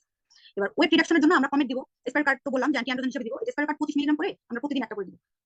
সকালে দিলেই ভালো হয়, হ্যাঁ রাতে দিলে অনেক সময় একটু প্রবলেম হয়, বারবার আপনার বাথরুমে যেতে পারে। সকালে দিলে অনেকে বলে যে সকালে দিই, হ্যাঁ সকালে দিলে সারাদিন বাথরুমে যায়, রাতে আবার বারবার ঘুমের মধ্যে উঠবে, এই জন্য আমরা সকালে স্পাইর কার্ডটা দিব। কমেট প্রথমে একটা করে দিব, পেশেন্ট যদি নিতে পারে, কারণ কমেটে হচ্ছে অ্যাবডোমিনাল ব্লকিং হয় আর পেশেন্ট অনেক সময় একটা মেটালিক টেস্ট পাই জন্য খেতে চায় না। তো একটাতে যদি মোটামুটি দেখে দেন আসে অভ্যস্ত, তাহলে আমরা দুইটা পারবো, দুইটা করে আমরা তিনটা পারবো, ঠিক আছে? এভাবে করে আমরা বাড়াতে পারি। মেটফর্মিন দিলাম, স্পাইর কার্ড দিলাম, সাধারণত একটা ক্রিম দিলাম। ক্রিমটা একটু অনেক লং টাইম দিতে হবে, 3 থেকে 6 মাস দিতে হবে এটা। আর অনেকে বলতে পারে যে আনম্যারিড পেশেন্ট সে কেন ওসিপি নিবে, অনেকের ক্ষেত্রে প্রবলেম। আনম্যারিড পেশেন্ট ওসিপি নিতে পারে, নিতে পারে কিনা? নিতে পারে। Yes. নিতে পারে। আমার দেশে ওসিপি নিতে পারে, কিন্তু আমাদের দেশে ভুল ধারণা যে ওসিপি নিলে মনে হয় বাচ্চা হবে না, পরবর্তীতে সমস্যা হবে, এই টাইপের কোনো প্রবলেম নেই। আপনার যদি এফএসএস লেভেল ঠিক থাকে, ফলিকল ঠিক থাকে, ওসিপি নিলে আপনার বাচ্চা হবে না এরকম কোনো ট্যাবু আমাদের দেশে নাই। ট্যাবু আছে বাট অথেন্টিক সায়েন্টিফিক কোনো ভ্যালু নেই। তো পিসিএস নিয়ে আমরা কেন এত চিন্তিত, কেন এত প্রবলেম, পিসিএস নিয়ে আমরা কেন তৈরি, পিসিএস ট্রিটমেন্ট বা কেন দিব? কারণ পিসিএস আমি বলছি এটা কিন্তু আসলে কোনো ডিজিজ না, এটা সিনড্রোম, একটা মাল্টিপল সিনড্রোমের একটা ফিচার, এবং এটা থেকে এটা জাস্ট রুট, এবং এটার উপর ডিপেন্ড করে আপনার ফার্দার লাইফে আর অনেক প্রবলেম। আপনি পিসিএস ট্রিটমেন্ট করলেন দরকার নাই, কিন্তু এটা আরো বেশি অ্যান্ড্রোজেন যেহেতু বেশি, হাইপার ইনসুলিন রেজিস্ট্যান্ট আরো বেশি অ্যান্ড্রোজেন তৈরি করতে করতে করতে আপনার এক সময় ওবেসিটি বাড়াবে, তারপরে হচ্ছে আপনার ইনফার্টিলিটি, বাচ্চা হবে না, অ্যাবনরমাল লিপিড প্রোফাইল করবে, একনি হার্ট অ্যালোপেশিয়া, এগুলো তো গ্লুকোজ ইনটলারেন্ট, এগুলো তো থাকবেই, এগুলো শর্ট টার্ম। তারপরে আমরা লং টার্ম কি করবে? লং টার্ম একটা পেশেন্টের যদি পিসিএস থাকে অবশ্যই তার দেখা যায় 15% ক্ষেত্রে তার ডায়াবেটিস মেলাইটাস, ডায়াবেটিস যাতে তার ফার্দার না হয় এই কারণে আমাদের পিসিএস ট্রিটমেন্ট করতে হবে। আর ওবেসিটি তো একটা মেইন একটা নিজস্ব একটা ফ্যাক্টর, ওবেসিটি কারণে কত ডিজিজ, সেটা তো আর আপনার আমরা ছাড়া কে ভালো জানে। ওবেসিটি তো আসলে সকল দুর্দশার কারণ।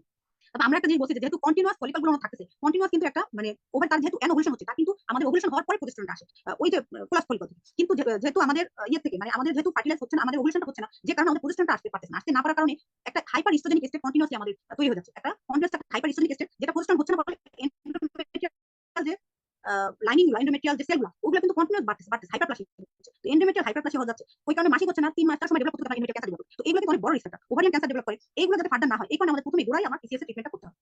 তারপর এটার কারণে আমাদের যেহেতু অ্যাবনরমাল লিপিড প্রোফাইল আমরা পাবো, ডিসলিপিডেমিয়া হচ্ছে, লিপিড অ্যাবনরমাল হলে আমাদের কার্ডিওভাস্কুলার প্রবলেম হচ্ছে, হাইপারটেনশন, করোনারি আর্টারি ডিজিজ, মানে সব ক্ষেত্রে মাল্টিপল প্রবলেম। ওবেসিটির কারণে অবস্ট্রাকটিভ স্লিপ অ্যাপনিয়া হয়ে যাচ্ছে, যেহেতু আপনার ভেসেলসের ভিতরে আপনার ফ্যাট লিপিড জমে যাচ্ছে, আপনার ব্লাড সার্কুলেশন প্রত্যেক অর্গানে হচ্ছে না, মাল্টিপল প্রবলেম, মাল্টিপল অর্গান আমাদের ডিসফাংশন আসতে শুরু হয়ে যাবে। তো এই প্রবলেমগুলো আমাদের সলভ করার জন্য আমাদের গোড়াতেই পিসিএস এর ট্রিটমেন্টটা করে নিতে হবে।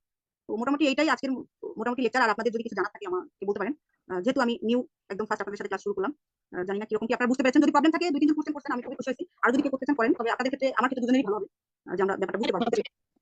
আপু ওই যে চেম্বারে যে পেশেন্ট গুলো আসে, হ্যাঁ এই যে ইনভেস্টিগেশন গুলো তো মানে ম্যাক্সিমাম আপনার হরমোনাল তো আবার অনেক বেশি মানে এক্সপেন্সিভ হয়ে যায়, মানে অত পেশেন্ট খরচ করতে চায় না, সেক্ষেত্রে মানে মানে খুব কম খরচে কোন কোন ইনভেস্টিগেশন দেওয়াটা ভালো হবে? খুবই কম খরচে একটা টিবিএস করবেন, খুবই কম খরচে একটা টিবিএস করবেন, আর আমরা ওজিটি করব। খুবই কম খরচে একটা হরমোন করলাম, একটা টিবিএস করলাম, একটা ওজিটি করলাম, ব্যাস। আপনার পেশেন্ট যদি না এতটুকু করতে পারবে আসলে পেশেন্ট, এরপরে যদি আপনি মনে করেন আপনার লেভেল একটু দেখবো, তারপরে একটু টিএসএসটা দেখবো, টেস্টোস্টেরনটা একটু দেখবো, সেটা দেখতে পারেন আপনি প্রায়োরিটি বেসিস, কিন্তু টিবিএস ওজিটি এই দুটো একটু করতে দিন। ম্যাডাম পিসিওএস এ কোন ওসিপিটা ইউজ করব? সিওএস মানে বুঝেন? মানে পিসিওএস মানে ও আচ্ছা, আপনি যে কোনো ওসিপি সাধারণত ইউজ করতে পারেন, এক্ষেত্রে কোনো বাইন্ডিং নাই যে আপনার এটা ইউজ করতে হবে। তবে নতুন যে ডেসোডেস্টের থার্ড জেনারেশন বা রফপিনল ফোর্থ জেনারেশন কম্বাইন যেগুলো আছে হচ্ছে মার্বিনল লাইট বা রোজেন 28 এগুলো ব্যবহার করতে পারেন। মানে লং টার্ম মানে ওটিপি খেলে ওখান থেকে কি পরবর্তীতে পিসিএস ডেভেলপ করার কোনো চান্স থাকে? কারণ এরকম কিছু পেশেন্ট বেশি পাওয়া যাচ্ছে যারা হচ্ছে প্রথম বাচ্চা হয়েছে নরমালি হচ্ছে কোনো প্রবলেম হয় না, কিন্তু পরবর্তীতে সে হয়তো বাচ্চা না নেওয়ার জন্য লং টার্ম ওটিপি কন্টিনিউ করছে এবং পরবর্তীতে সে যখন সেটা আর মিস হচ্ছে না এবং তার মধ্যে দেখা যাচ্ছে পিসিএস মানে পলিসিস্টিক ওভারি এটাই বেশি এটা বলে পোস্ট পিল অ্যামেনোরিয়া। এখন পোস্ট পিল অ্যামেনোরিয়া পেশেন্ট আপনার কাছে আসে, আপনি মানে ইনভেস্টিগেট করে পিসিএস পেতে পারেন, তবে ওসিপি এই পিসিএস এর জন্য দায়ী এই টাইপের কোনো এক্সাক্ট কারণ নেই। আমরা এরকম পেশেন্ট পাই এবং পেশেন্ট হতে পারে, বাট ওসিপি যে অরিজিনালি এই পিসিএস এর জন্য দায়ী এটার কোনো সায়েন্টিফিক অথেন্টিক কোনো প্রমাণ পাওয়া যায় না। সেক্ষেত্রে মেন ট্রিটমেন্টটা কি হবে? সেক্ষেত্রে ওসিপি দিয়ে যদি আপনার ওই যে বললাম হাইপার অ্যান্ড্রোজেন, আগে আপনি শিওর হন, অবশ্যই অ্যান্ড্রোজেন কমানোর ব্যবস্থা করতে হবে আমাদের। মেটফর্মিন দিব, আমি সিট্রাটন অ্যাসিড অথবা আমি স্পাইরোকার্ড দিব, ওসিপি বাদ দিয়ে দিতে পারি। আমি অ্যান্টি অ্যান্ড্রোজেন হাইপার অ্যান্ড্রোজেন লেভেলটা আমি কমাই দিই। হ্যাঁ পেশেন্ট ওবেস না, মানে ওয়েট ঠিক আছে, ওয়েট ঠিক আছে, কিন্তু আমরা ওবেস না, কিন্তু আমাদের মেটফর্মিন বা এটা তো কাজ ওবেসিটি যে শুধু কমাবে না, হাইপার অ্যান্ড্রোজেনিজম এক জিনিস, ওবেসিটি এক জিনিস। ওবেসিটি কিন্তু বডি টোটাল ফ্যাট বাড়ানো, আর হাইপার অ্যান্ড্রোজেন আপনার রক্তে অ্যান্ড্রোজেন লেভেলটা বাড়ানো। মেটফর্মিন কিন্তু আপনি চিকন পেশেন্টকেও দিতে পারবেন, এমন পেশেন্ট মোটাই হয়েছে চিকন পেশেন্টকে আমরা মেটফর্মিন দিই। আমাদের তো অ্যান্ড্রোজেন লেভেল কমাইতে হবে, তার হার্ট সিস্টেম আছে, আপনি মেটফর্মিন দিবেন না? দিব, আমরা দিব। আমরা মোটা পেশেন্টকে শুধু মেটফর্মিন দিব না, চিকন কেউ দিব। আমাদের কারণটা হচ্ছে হাইপার অ্যান্ড্রোজেনিজম কমানো, তার ইনসুলিন রেজিস্ট্যান্সটা ইমপ্রুভ করানো, তাকে এক্সারসাইজ করতে বলবো, মেটফর্মিন দিব, তার হার্ট সিস্টেমের ট্রিটমেন্ট করবো, তার দেখবেন তার গ্লুকোজ লেভেলটা অল্টার আছে। যেসব পেশেন্ট এসব নিয়ে গ্লুকোজ লেভেল অল্টার থাকে। আপু ওই যে ক্লোমিফেন সাইট্রেটটা যে আপনার মেনস্ট্রুয়েশন সেকেন্ড ডে থেকে দেওয়ার কথা বললেন, তো যে পেশেন্টের পিরিয়ড হয় না একেবারে, তো তার ক্ষেত্রে কি নরমেন্স দিয়ে কি পিরিয়ড আনার পরে ব্লিডিং করায় তারপরে হ্যাঁ করতে পারেন। আপনি 21 দিন টানা প্রজেস্টেরন দিয়ে আপনি উইথড্র ব্লিডিং করাই নিলেন, উইথড্র ব্লিডিং করানোর পরে আপনি সেকেন্ডে ধরতে পারবেন। এখন এটা প্রত্যেক মাসে আপনার উইথড্র ব্লিডিং করার দরকার নেই। আমরা সাধারণত কি করি, এসব পেশেন্ট আসলে আমরা প্রথমে নরমাল দিই। নরমাল দিয়ে বলি কি, আগে হচ্ছে যে আপনার সাইকেলটা রেগুলার হোক, আপনি 3 মাস খান, 21 দিন দেই, 7 দিন বন্ধ করি, আবার 21 দিন দিই। তো এরকম করে দেখা যায় তার যখন সাইকেলটা একটু রেগুলার হয়, তার আদার আনুষঙ্গিক ফ্যাক্টরের জন্য সে যদি বলে হ্যাঁ ম্যাডাম আমার মাসিক, তো আপনি এটা নেন, তখন আমরা ওভুলেশন ইনজেকশন দিই।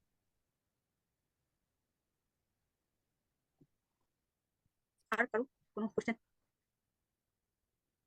কেউ কিছু কোশ্চেন করবেন না? ম্যাম হাইপারপ্রোলিক লেভেল যদি বেশি থাকে তাহলে কি ড্রাগ দিতে হবে? হাইপারপ্রোলেকটিন লেভেল আমাদের ব্রোমোপিক্রিন, আমরা দিই ব্রোমোপিক্রিন, ব্রোমোল্যাক আপনি দিতে পারেন ডেইলি একটা করে, 1 মাস দিতে পারেন। 1 মাস দেওয়ার পরে আমরা দেখব, দেখার পর তার লেভেলটা কি কমছে কিনা বা কি অবস্থা, তারপরে আমরা দেখব। ম্যাম আসসালামু আলাইকুম। ওয়ালাইকুম ম্যাম আসসালাম। নরমিন্স কি হচ্ছে যে 21 দিন দেওয়ার পরে 7 দিন উইথড্র করার পর যখন ব্লিডিং শুরু হবে তখন কি আবার নরমিন্স চলবে? হ্যাঁ নর্মাল চলবে, নর্মাল যদি চলবে। আচ্ছা মানে পিরিয়ড শুরু হওয়ার পর হোক, পিরিয়ড শুরু হোক না হোক, আপনি তো এটা দেখবেন hypothalamic period ovarian Axis regulate করে আমরা দিচ্ছি, আপনি 7 দিন পর আবার শুরু করুন। যদি পিরিয়ড হয়, আমরা তো প্রথম 3 মাসে তাকে ওভারি ইনজেকশন দিব, প্রথম 3 মাস তাকে সাইকেলটা রেগুলেট করবেন। এরপর যখন বাদ দিবে সে 3 মাস পরে, তারপর যখন তার ব্লিডিংটা হবে তখন থেকে আপনি সেকেন্ড এক্সাম করে দিবেন। Thank you. আর যে পেশেন্টগুলো ম্যাম হচ্ছে মেনোরেজিয়া হয় এসব পেশেন্টকে কি হচ্ছে নরমিন্স দিয়ে ট্রিটমেন্ট করা যায়? ট্রিটমেন্ট করা যায়, যেহেতু প্রজেস্টেরন ট্রিটমেন্ট করা যাবে, আপনি নর্মাল দিতে পারেন। এটা ম্যাম একটু মানে কিভাবে দিব একটু? আপনি এটা তো 5 mg করে, তো আপনি ডিপেন্ড মানে এটা ডিপেন্ড করে মেন্টর কি পরিমাণ। আপনি প্রথমে টিডিএস করে দিলেন 15 মিলিগ্রাম করে, কিন্তু কাজ হলো না, তখন আপনি আবার দুইটা করে 30 মিলিগ্রাম দিতে পারেন, 30 পর্যন্ত দিবেন। Thank you. জি, সবাইকে অসংখ্য ধন্যবাদ। রাত 11টা হয়ে গেছে, তো আর কারো কোনো প্রশ্ন থাকলে আমরা আমাদের মেসেঞ্জার চ্যাট বক্সে করতে পারবো, আর উত্তর দেবেন, অসুবিধা নাই। আজকে আমাদের ক্লাস আমরা এখানে সমাপ্তি করছি। আসসালামু আলাইকুম।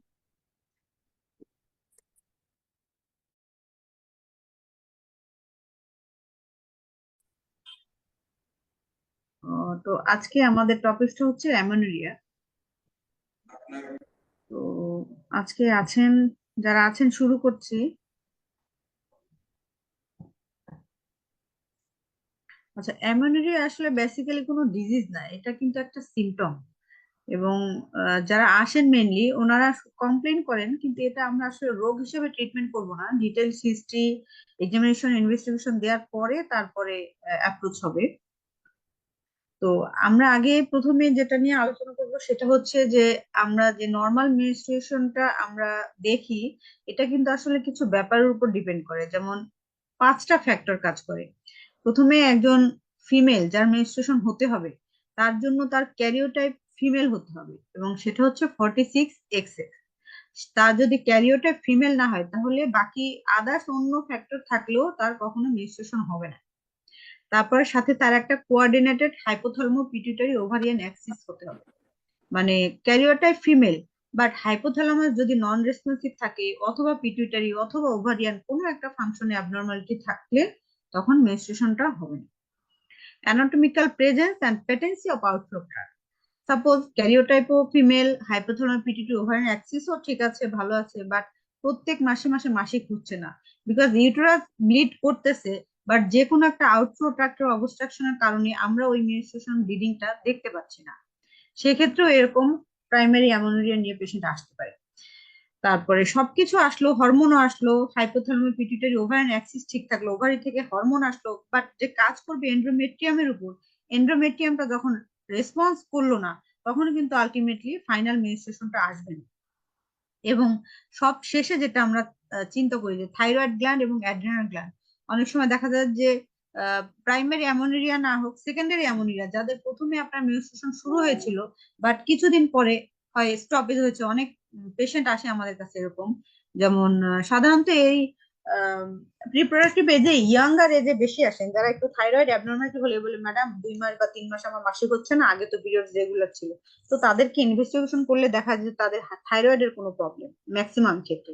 তো থাইরয়েড এবং অ্যাড্রিনাল গ্ল্যান্ডের ফাংশনিংটা প্রপার হতে হবে, আর না প্রপার যদি না হয় সেক্ষেত্রে আমাদের মেনস্ট্রুয়েশনটা আমরা নর্মাল হিসাবে পাবো না।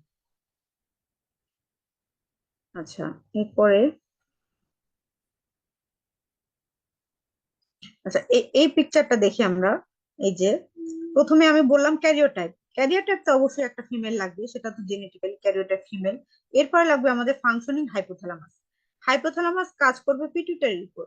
এবার পিটুইটারি রিলিজ করবে, এটা হচ্ছে এফএসএস এলএস রিলিজ করবে, সেটা কাজ করবে হচ্ছে ওভারির উপর।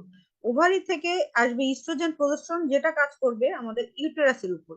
এবং ইউটেরাস থেকে ফাইনালি আমাদের এই যে এখান থেকে ব্লিডিংটা আমরা দেখতে পাই, যেটা হচ্ছে এন্ডোমেট্রিয়াল শেডিং, আসলে সেটাই মেনস্ট্রুয়েশন হিসাবে আমরা দেখতে পাই।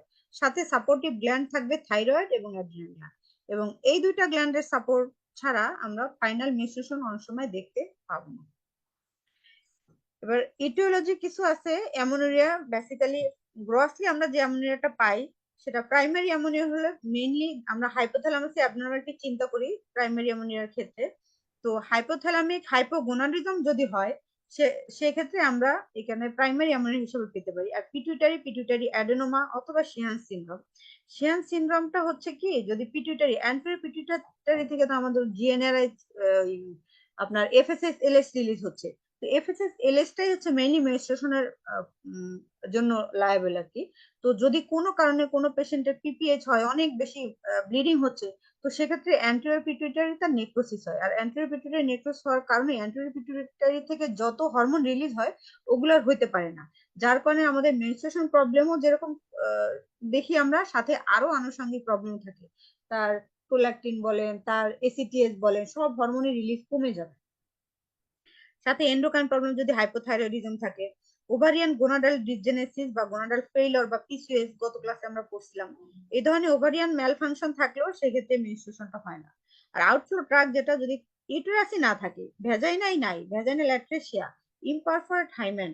ইমপারফেক্ট হাইমেন আমরা যেটা ক্রিপ্টোমেনুরিয়া পাই, যে সব তার ঠিক থাকলো, আগের স্লাইডটা আমি একটু দেখাই। এই যে তার সমস্ত কিছু functioning, hypothalamus functioning, pituitary functioning, ovary, uterus, but এখানে তার একটা সেপ্টাম দেয়া।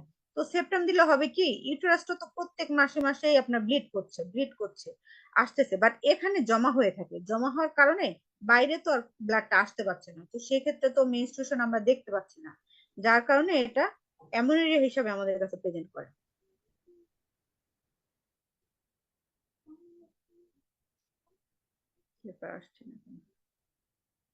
আচ্ছা, প্রাইমারি অ্যামোনেরিয়া আরো বেসিক্যালি প্রাইমারি অ্যামোনিয়া হচ্ছে, অ্যামোনিয়া আসলে বেসিক্যালি দুই প্রকার, প্রাইমারি অ্যামোনিয়া এবং সেকেন্ডারি অ্যামোনিয়া। প্রাইমারি অ্যামোনিয়া হচ্ছে gonadal failure, congenital absence of uterus অথবা ভ্যাজাইনা, কনস্টিটিউশন ডিলে, এই তিনটা কারণে বেসিক্যালি পাই। আর সেকেন্ডারি অ্যামোনিয়া হচ্ছে ক্রনিক অ্যানোভুলেশনের কারণে হইতে পারে, হাইপোথাইরয়েডিজম অথবা হাইপারপ্রোল্যাকটিনেমিয়া, ওয়েট লস, এইগুলোর ক্ষেত্রে সেকেন্ডারি অ্যামোনিয়া দেখা যায়। এখানে একটা ক্লাসিফিকেশন আছে, বাট ক্লাসিফিকেশনটা এভাবে করা ভালো, ফিজিওলজিক্যাল এবং প্যাথোলজিক্যাল। ফিজিওলজিক্যাল যেখানে আমরা পিউবার্টির আগে আসলে তো জিএনআরএস তার রিলিজ হয় না ওরকম করে, যে জিএনআরএস রিলিজ না হতে এফএসএস এলএসএস আসবে না, তো সেক্ষেত্রে পিউবার্টির আগে এই আমরা মেনস্ট্রুয়েশন পাই না, এটা নর্মাল। এবং প্রেগনেন্সির সময় আমাদের মেনস্ট্রুয়েশন হবে না, ল্যাকটেশনের সময় হবে না, এবং মেনোপজে হবে না, এগুলি আমাদের নর্মাল, তো সেক্ষেত্রে এগুলো ফিজিওলজিক্যাল। আর প্যাথোলজিক্যাল বেসিক্যালি প্রাইমারি এবং সেকেন্ডারি। এখানে যে বলা হয়েছে ক্রিপ্টোমেনুরিয়া বা কনসিল, যেটা সেটাও প্রাইমারি অ্যামোনেরিয়া নিয়ে প্রেজেন্ট করবে আমাদের। এই যে পিউবার্টির কারণে, পিউবার্টির সময় হচ্ছে না, অ্যাডোলেসেন্সের সময় হচ্ছে না, প্রেগনেন্সি, ল্যাকটেশন বা মেনোপজ, এটা বিভিন্ন হরমোনাল কারণে হচ্ছে না, কারণ প্রেগনেন্সির সময় আমাদের এফএসএস এলএস যেরকম লাগে সেরকম ইস্ট্রোজেন প্রজেস্টেরন লাগে। মেনস্ট্রুয়েশনটা হয় basically estrogen progesterone withdrawal bleeding এর কারণে। তো ইস্ট্রোজেন প্রজেস্টেরন যদি না থাকে তো উইথড্রটা হবে কি হবে প্রেগনেন্সির সময়, যার কারণে আমাদের যে প্রেগনেন্সিতে বিটা এসিজি নামক যে হরমোনটা থাকে, হিউম্যান কোরিনিক গোনাডোট্রপিন হরমোন, যেটা হচ্ছে টুব্রাস থেকে রিলিজ হয়, যেটা হচ্ছে পিটুইটারি এফএসএস এবং এলএস কে ইনহিবিট করে রাখে। ইনহিবিট হওয়ার কারণে এখানে কোনো ওভারিয়ান ফলিকলটা ম্যাচুরেশন হয় না, ওভুলেশন হয় না, প্রজেস্টেরন আসতেছে না, যার কারণে আমাদের মেনস্ট্রুয়েশনটা হচ্ছে না। আবার ল্যাকটেশনের সময়ও কারণ হাই প্রোল্যাকটিনের কারণে আমাদের এই হরমোনগুলো ইনহিবিশন হয়ে থাকে। এগুলো হচ্ছে ফিজিওলজিক্যাল। তো আমরা এখানে একটা সিনারিও দেখতে পাই যে Romena 18 years unmarried girl, her period start when she was 15 year old, মানে 15 বছরে তার মাসিক শুরু হয়েছে, but now her menstruation is irregular for 2 years. How will you evaluate this patient and what is the most common cause of her irregular period? এরকম একটা patient প্রথমে আসলো, আফরোজা ইসলাম শিফা আপুর ভিডিও কল রানিং। রোমেনা, এই পেশেন্টটার আমরা কি এই পেশেন্টটা আসলে আমাদের কাছে প্রথমে আমরা কি দেখবো, যেহেতু তার মেনস্ট্রুয়েশন শুরু হয়েছিল 15 বছর বয়সে, তার এখন 2 বছর ধরে পিরিয়ড ইরেগুলার, এবং এই পেশেন্ট আসলে প্রথমেই আমরা কি করব, আমরা প্রথমেই আসলে তাকে কাউন্সিলিং করব। কারণ ফার্স্ট যখন আমাদের মেনার্কি শুরু হয়, আমাদের মেনস্ট্রুয়াল পিরিয়ডটা শুরু হয়, তখন প্রথম 2-3 বছর তার অ্যানওভুলেটরি পিরিয়ড হয় অনেক সময়, হ্যাঁ, তার পিরিয়ডটা রেগুলার হয় না, কারণ হাইপোথ্যালামাস যে হরমোনটা রিলিজ করে, জিএনআরএস রিলিজ করে, সেটা এফএসএস এলএস এর উপর কাজ করবে, সেটা আবার ওভারের উপর কাজ করবে, কাজ করে এন্ডোমেট্রিয়াম থেকে ইস্ট্রোজেন প্রজেস্টেরন, এই যে একটা সাইকেল আমরা হাইপোথ্যালামো পিটুইটারি ওভারিয়ান অ্যাক্সিস, যেটা এটা হচ্ছে ম্যাচুরেশন হয় না, এই অ্যাক্সিসটা ম্যাচুরেশন হইতেও 2-3 বছর সময় লাগে। তো এরকম যদি কোনো পেশেন্ট আমাদের কাছে আসে যে 2 বছর ধরে তার পিরিয়ড ইরেগুলার, পেশেন্ট গুলো সাধারণত আমাদের কাছে বলে কি যে আপা আমার মেয়ের, মানে সাধারণত মা নিয়ে আসে, বলে যে আপা আমার মেয়ের এরকম মাসিক তো শুরু হয়েছে, 13 বছরে শুরু হয়েছে, বাট ওর 3 মাস 4 মাস পর পর মাসিক হয়, কোন সময় 6 মাস হয়, তারপর এমন ভাবে ব্লিডিং হয় আর বিছানা থেকে উঠতে পারে না, 2বার হাসপাতালে ভর্তি করছি, এরকম অনেক কমপ্লেইন হয়। তো সেক্ষেত্রে আমরা তাদেরকে অবশ্যই আগে কাউন্সিলিং করব, রিঅ্যাসুরেন্স করব যে না বাবা এটা কোনো প্যাথোলজি না, টেনশন করবেন না, আগেই অ্যাসুরেন্স করব। কিন্তু অ্যাসুরেন্সের সাথে সাথে আমাদের আবার ইনভেস্টিগেশনও করতে হবে, কারণ সবার যে এরকম হবে সেটাও না, তার অরিজিনাল কোনো প্যাথোলজি আছে কিনা আমাদের এটাও দেখতে হবে। হুম। তো সেক্ষেত্রে আমরা ইনভেস্টিগেশন কি করতে পারি, টিএসএস করবো, FT4 করবো, আলট্রাসোনোগ্রাফি করবো, সিরাম প্রোলাকটিন করবো, আর একটা করি আমরা CBC BTCT.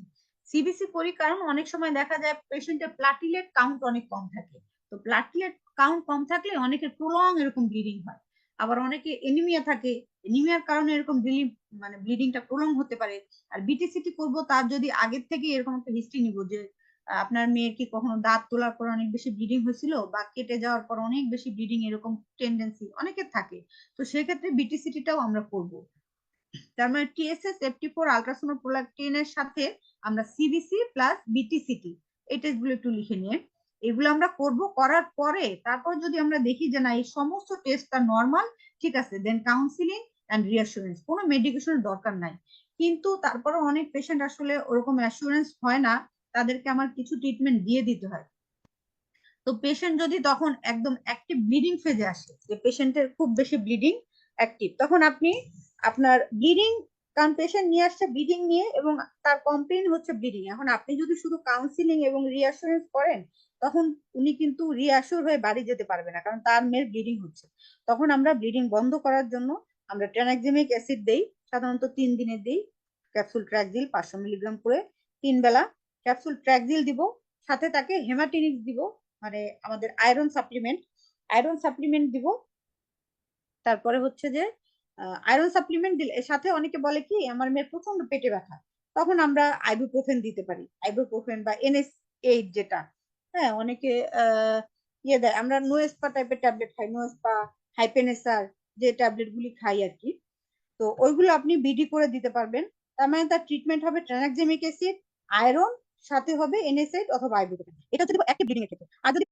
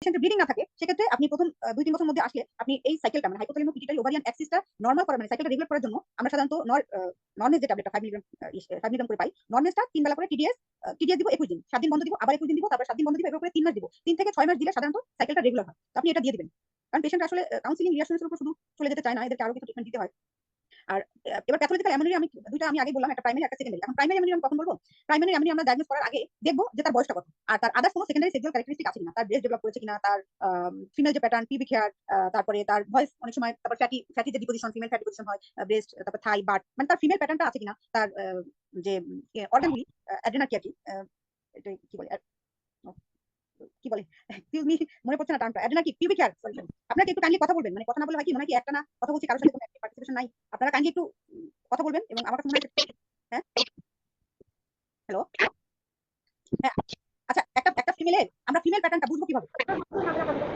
Hello female pattern দেখে আমরা মানে ওভার একটা লুকে কি দেখে বুঝি কেউ বলতে পারবেন আচ্ছা কেউ বলতে ইচ্ছুক না আমি বলে দিচ্ছি প্রথমে দেখতে হবে তার মোটামুটি আপনি পিউবার্টি আসার আগে তার প্রথমে মোটামুটি হাইটটা দেখতে হবে হাইটটা এভারেজ কিনা তার ব্রেস্ট ডেভেলপ হয়েছে কিনা তার ভয়েসটা কেমন তারপরে তার মাসকুলারাইজেশন কোনো এফেক্ট আছে কিনা তারপর তার অ্যাক্সিলারি হেয়ার পিউবিক হেয়ার এগুলো আমরা দেখি এগুলো দেখে আমরা চিন্তা করি যে তার সেকেন্ডারি সেক্সুয়াল ক্যারেক্টারিস্টিক আছে কি নাই যদি সেকেন্ডারি ক্যারেক্টারিস্টিক এগুলো কিছু না থাকে পেশেন্ট শর্ট পেশেন্টের ব্রেস্ট ডেভেলপ করে নাই তার অ্যাক্সিলারি হেয়ার ডেভেলপ করে নাই সেক্ষেত্রে যদি 14 বছরের মধ্যে তার মেনস্ট্রুয়েশন না হয় সেক্ষেত্রে সেটা আমরা প্রাইমারি অ্যামোনিয়া হিসেবে বলবো আর যদি তার ব্রেস্ট ডেভেলপ করেছে তার হাইটও ভালো মোটামুটি গ্রোথ ভালো সবকিছু ফিমেল প্যাটার্ন কিন্তু তার সেক্ষেত্রে 16 বছর পর্যন্ত আমরা ওয়েট করবো 16 বছর পরে যে আমরা প্রাইমারি অ্যামোনিয়া হিসেবে ডিটেক্ট করবো তো এজ লিমিট হচ্ছে 14 এবং 16 এভারেজ আমরা 15 বছর হিসেবে ট্রিটমেন্ট করি যে 15 বছরের মধ্যে একটা পেশেন্ট আসলো সে সেকেন্ডারি সেক্সুয়াল ক্যারেক্টারিস্টিক হোক বা না হোক 15 হইলে আমরা মোটামুটি প্রাইমারি অ্যামোনিয়া হিসেবে ডিটেক্ট করি এবং সেইভাবে আমরা তাকে ইনভেস্টিগেশন করি এবং ট্রিটমেন্ট করি এবার আসি প্রাইমারি অ্যামোনিয়া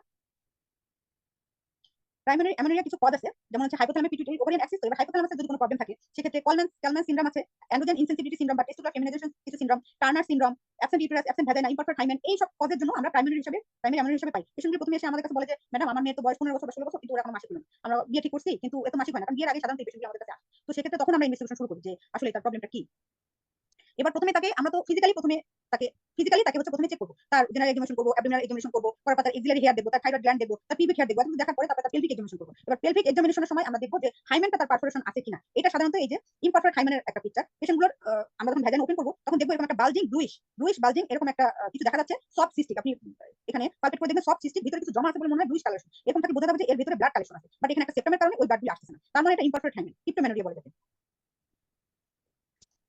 আবার পেশেন্ট আসতে পারে আমরা প্রথমে ফিজিক্যাল এক্সামিনেশন করবো পেশেন্টকে দেখলাম আমরা তার হাইটটা অনেক কম 5 ফুট বা 5 ফুটের নিচে তারপর তার ব্রেস্ট ডেভেলপ করে নাই তার নেকটা অনেক শর্ট ওয়েবিং অফ দ্য নেকটা ওয়েবিং তারপরে তার আদার্স অনেক প্রবলেম এই যে ক্যারিং অ্যাঙ্গেলগুলো অনেক বেশি কিউবেটার ভালগার বলে তারপরে তার সাথে ক্লেপ লিপ বা হার্টের কোনো প্রবলেম আছে এগুলো মাল্টিপল ডিসঅর্গানাইজেশন যখন আমরা দেখবো টার্নার্স তখন আমরা এটাকে টার্নার্স হিসেবে সাসপেক্ট করতে পারি টার্নার্সের লোকগুলো তো আপনারা দেখলেই বুঝবেন মোটামুটি শর্ট স্ট্যাচার থাকে ওয়েবিং অফ দ্য নেক থাকে ওয়াইড ক্যারিং অ্যাঙ্গেল মোটামুটি এই তিনটা মেজর ফিচার দেখলে আমরা এটাকে বুঝি যে এটা হচ্ছে টার্নার সিনড্রোম তারপর পেশেন্ট টেস্টিকুলার ফেমিনাইজেশন সিনড্রোম নিয়ে আসতে পারে এই পেশেন্টগুলো সাধারণত কি আসবে পেশেন্টগুলো এটা ক্যারিওটাইপ ওনার হচ্ছে 45X হয় এটা 46X হবে এই আসলে ব্যাপারটা হচ্ছে পেশেন্টকে দেখতে ফিমেলের মতো মনে হবে কিন্তু তার জেনেটিক প্যাটার্নটা হচ্ছে মেল 46XY তো সেক্ষেত্রে হচ্ছে কি এ মেল কিন্তু তার অ্যাপিয়ারেন্স কেন ফিমেল এখন মেল ওনারটা হবে টেস্টিস মানে তার টেস্টিস আছে তার ইউটেরাস নাই তার যখন ইউটেরাসই নাই তাহলে আমাদের মেনস্ট্রুয়েশনটা আসবে কোথা থেকে কারণ আমরা প্রথমে বলছি মেনস্ট্রুয়েশনের জন্য একটা রেসপন্সিভ এন্ডোমেট্রিয়াম থাকতে হবে তো ইউটেরাসই নাই রেসপন্সিভ এন্ডোমেট্রিয়াম আসবে কোথা থেকে সেক্ষেত্রে তার কি মেনস্ট্রুয়েশন হবে না কিন্তু তার ব্রেস্ট ডেভেলপ আছে হ্যাঁ ব্রেস্ট ডেভেলপ যেহেতু তার ফিমেল ফ্যাট ডিপোজিশন সুন্দর ফিমেল বডি হ্যাঁ ফিমেলের মতো দেখতে তো বাইরে থেকে তো সে গার্ল হিসেবে ইয়ার আপ হয়ে উঠে ছোটবেলা থেকে সে গার্ল হিসেবে ইয়ার আপ হয়ে উঠে এবং পেশেন্ট আসে যে আমার মেয়ে 17 বছর এখন মাসিক হচ্ছে না আপনি তাকে এক্সামিনেশন করে দেখেন তার ব্রেস্ট ঠিক আছে বাট তার পিউবিক হেয়ার নাই মানে নাই বলতে একদম ক্লিন পিউবিক হেয়ার নাই প্লাস হচ্ছে তার আপনি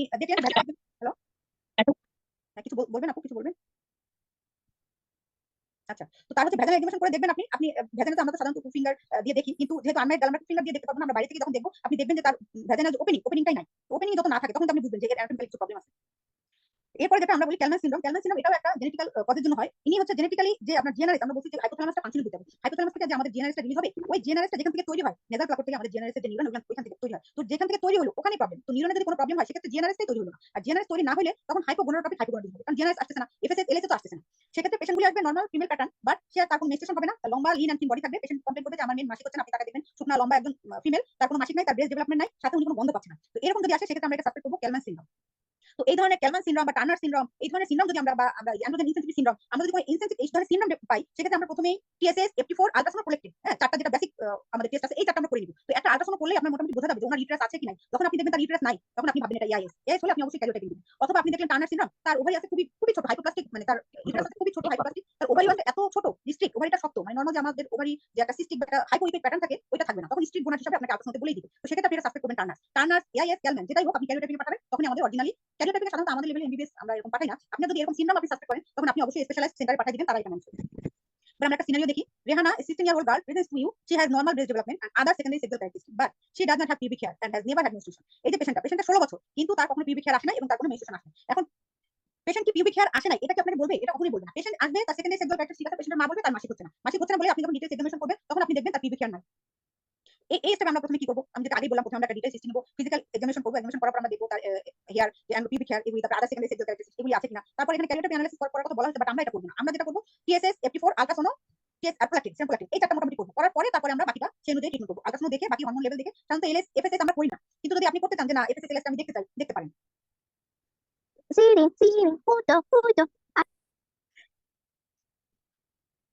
আমরা আরেকটা সিনারিও দেখি। Jasmine, 14-year-old girl, present to you. She has short stature, wave neck, and a broad chest with widely spaced nipples. She has not developed secondary sexual characteristics and has never had menstruation. What is the diagnosis and what are the next steps? এটা আমি বলছি, কেউ একজন বলেন তো এটা ডায়াগনোসিসটা কি হবে?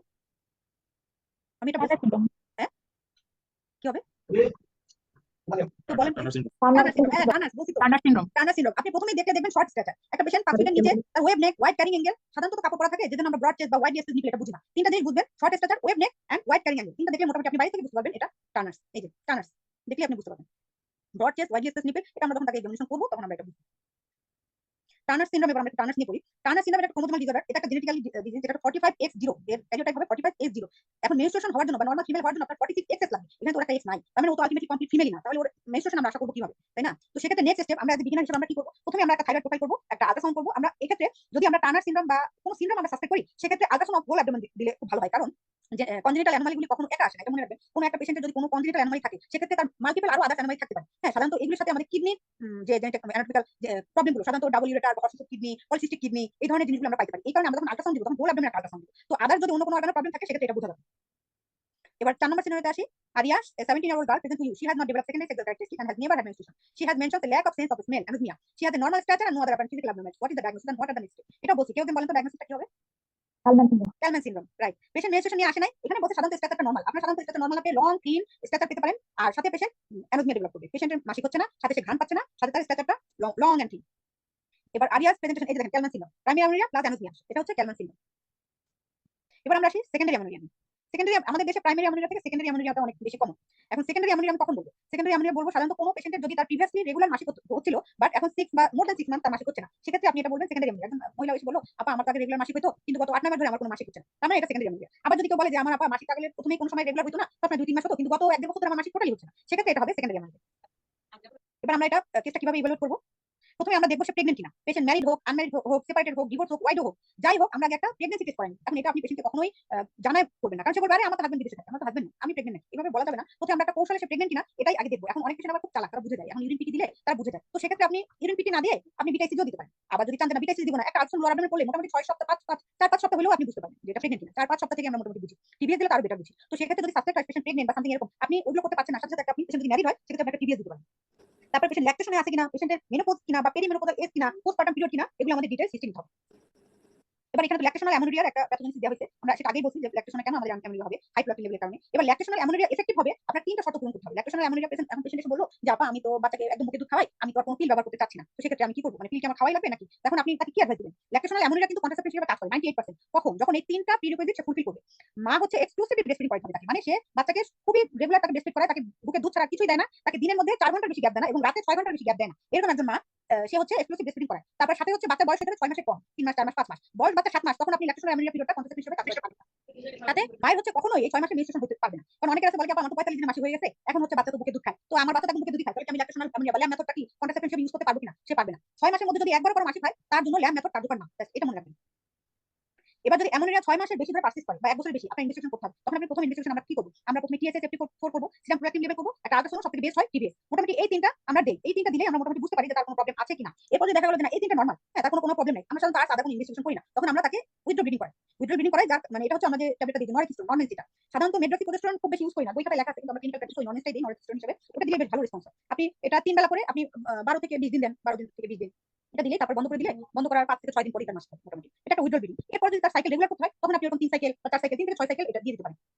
এবার আমরা আরেকটা সিনারিও করি। সারা, 32 years old woman, presents to your clinic 8 months postpartum. She reports that her menstrual periods have not resumed since childbirth. She is concerned about prolonged absence of her period. What will be your next step? মানে 32 বছর, তার 8 মাস postpartum, কিন্তু তার menstrual পিরিয়ডটা কখনোই আসে না মানে বাচ্চা হওয়ার পর। এবার আপনার নেক্সট স্টেপ কি? বাচ্চা হওয়ার পর তার পিরিয়ড আসে না, কিন্তু তার বয়স হচ্ছে 8 মাস, মানে বাচ্চার বয়স 8 মাস। এখন কি আমরা ল্যাকটেশনের অ্যামেনোরিয়া কনসেন্ট্রেশন হিসেবে ইউজ করতে পারবো? পারবো কিনা? কেউ একজন বলেন, ল্যাব মেথডটা কি আমরা পারবো? না, পারবো না। পারবো না, পারবো না। সেক্ষেত্রে আমরা যেহেতু তাকে কনসেন্ট্রেশন ওটা হিসেবে দিতে পারবো না, আমাদের কিছু একটা দিতে হবে, কারণ সে তো আসলে এখন ভালনারেবল। তো আমরা সেক্ষেত্রে তাকে দেখবো যে তার অ্যামোনিয়াটা কেন হচ্ছে। টিএসএস টা দেখবো, FT4 টা দেখবো, সেরকম প্রোলাক্টিন লেভেলটা দেখবো, আর একটা হচ্ছে আল্ট্রাসাউন্ড বা টিবিএস, আল্ট্রাসাউন্ড লোয়ার অ্যাবডোমেন অথবা টিবিএস। টিবিএস টা দেখার পরে তারপর আমরা প্ল্যান করবো। ওই যে সেক্ষেত্রে দেখি যদি আবার এরকম তার নরমাল সব, কিন্তু সে মেনস্ট্রুয়েশন চাচ্ছে, সেক্ষেত্রে আমরা তাকে উইথড্র ব্লিডিং করাবো নন দিই 10 থেকে 21 দিন, 10 থেকে 21 দিন আমরা দিই। আমরা সাধারণত 12-13 দিন দিই, তারপর বলি আপনার এটা বন্ধ করে দিলে 4-5 দিন পরে আপনার মাস হবে। বেশ, এরপর যদি সে চায় যে না আপা আমি তো এটা খাইছি, খাওয়ার পর এটা বন্ধ করে দিছি, এটা খাইলে বন্ধ করে দিলে আমার মাসিক হয়, আবার যাই খাই, তারপরে কিন্তু তাহলে এরকম যদি কোনো পেশেন্ট আমাদের কাছে আসে, সেক্ষেত্রে আমরা তাকে বলবো যে ঠিক আছে আপা আপনার তাহলে টোটাল একটা রেগুলেশন করবো, তাকে আমরা 1 মাস বা 2 মাস পর আসতে বলবো এবং তাকে আবার ওই টেস্টগুলো করাবো। 1 মাস বা 2 মাস পরে প্রোলাক্টিন লেভেলটা দেখবো। সাধারণত দেখা যায় এখানে প্রোলাক্টিন লেভেলটা অনেক বেশি থাকে, এই বাচ্চা যেহেতু ব্রেস্টফিড করে তার প্রোলাক্টিন লেভেলটা বেশি থাকার কারণে তার ওই এফএসএস এলএসটা যে হারে রিলিজ হওয়ার কথা মেনস্ট্রুয়েশন নরমাল হওয়ার জন্য ওই হারে আসতেছে না। এই জন্য ইস্ট্রোজেন প্রোজেস্টেরনটাও মানে সাফিসিয়েন্ট লেভেল আসতেছে না, যার কারণে তার মেনস্ট্রুয়েশনটা কিছুটা ইরেগুলার থাকে। তো আমরা তাকে কাউন্সিলিং করবো, অ্যাসুরেন্স করবো যে আপা আপনি একটা কন্ট্রাসেপ্টিভ নিয়ে নেন, আপনার মাসিক রেগুলার হোক বা না হোক, আপনার এটা নিয়ে পিরিয়ড ওরি হওয়ার দরকার নেই। আপনার বাচ্চা যখন ব্রেস্টফিড ছাড়বে তখন আপনি দেখেন ব্রেস্টফিড করা ছাড়লে আপনার লেভেলটা নরমাল আসলে তারপরে আমরা আপনাকে আবার আসবেন আপনি আমাদের কাছে, তখন আমরা লেভেলটা আপনাকে করে দেখবো, যদি সব নরমাল থাকে তখন আমরা ওষুধ দিই। কিন্তু যেহেতু বাচ্চা বুকে দুধ খাচ্ছে তার প্রোলাক্টিন লেভেলটা একটু বাড়তেই থাকবে, এজন্য আমরা তখন আর তাকে আর ডিটেইলস কোনো ইনভেস্টিগেশন করবো না। এবার আসলে সেকেন্ডারি অ্যামোনিয়ার মেইন যে কজটা আমরা সাধারণত পাই, দেখা যায় সবকিছু নরমাল থাকে, তার থাইরয়েড প্রোফাইল নরমাল থাকে, তার প্রোলাক্টিন লেভেল নরমাল, তার আল্ট্রাসাউন্ড কোনো প্রবলেম নেই, কিন্তু তারপরে তার মাসিকটা রেগুলার হচ্ছে না। মেইন যে ফ্যাক্টরটা আমরা ফিল করি, মানে আমরা যেটা পাই স্ট্রেসের কারণে হরমোনাল ইমব্যালেন্স হয় আমাদের বডিতে, স্ট্রেসের কারণে হরমোনাল ইমব্যালেন্স এটাই এখন কমন। তারপর অনেকে কি বলে খুব শুকনা সে খেতে পারে না, শুকনা একদম খেতে পারে না, তার বডি যেহেতু সে বডিতে ফ্যাট নাই, তো লেপটিন নামে আমাদের একটা হরমোন আছে, সেই ফ্যাটের মধ্যে থাকে, তো ফ্যাট যেহেতু থাকে না, এই জন্য লেপটিন হরমোনটা আসতে পারে। ওই লেপটিন হরমোনটা আমাদের হাইপোথ্যালামিক যে ফাংশনটা ওইটা রেগুলেট করতে সাহায্য করে। যেহেতু সে অনেক বেশি শুকনা খাবার খেতে পারে না, তার লেপটিন হরমোন থাকছে না, ওই হাইপোথ্যালামাস থেকে তার কিছুটা ডিসফাংশন শুরু হয়, যার কারণে তার মাসিকটা রেগুলার হয় না।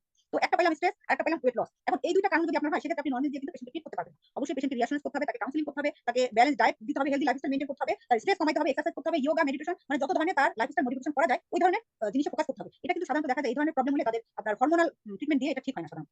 এটা আমরা চেম্বার প্র্যাকটিসে পাই, আপনারা যারা করেন এটা দেখবেন। কারণ দেখা যায় যে তার খুব কাছের লোকজন অনেক দূরে থাকে, রাতভর তার ফোনে কথা বলতে হয়, তার ঘুমের রিদমটা উল্টাপাল্টা হয়ে যায়, তারপর তার প্রচন্ড টেনশন থাকতে হয়, ঝগড়াঝাটি, মারামারি অনেক কিছুর মধ্যে থাকে। তো সে কিভাবে আশা করে তার নরমাল একটা মেনস্ট্রুয়েশন সাইকেল প্রত্যেক মাসে হবে? কিছুটা তো ডিলে হবে বা উল্টাপাল্টা তো হবে, যেহেতু তার হাইপোথ্যালামাস পিটুইটারি ওভারিয়ান অ্যাক্সিসটা এই রিদমটাই ঠিক থাকতেছে না। আবার এক্সেস ওয়েট গেইন বা ওবেসিটি একটা ফ্যাক্টর, যেমন ওয়েট লস একটা ফ্যাক্টর, ওয়েট গেইন একটা ফ্যাক্টর। এইজন্য মেনস্ট্রুয়েশন রেগুলার থাকার জন্য হেলদি লাইফস্টাইল মেইনটেইন করা, একটা অপটিমাম মিনিমাম ওয়েট মেইনটেইন করা, এটা খুবই জরুরি।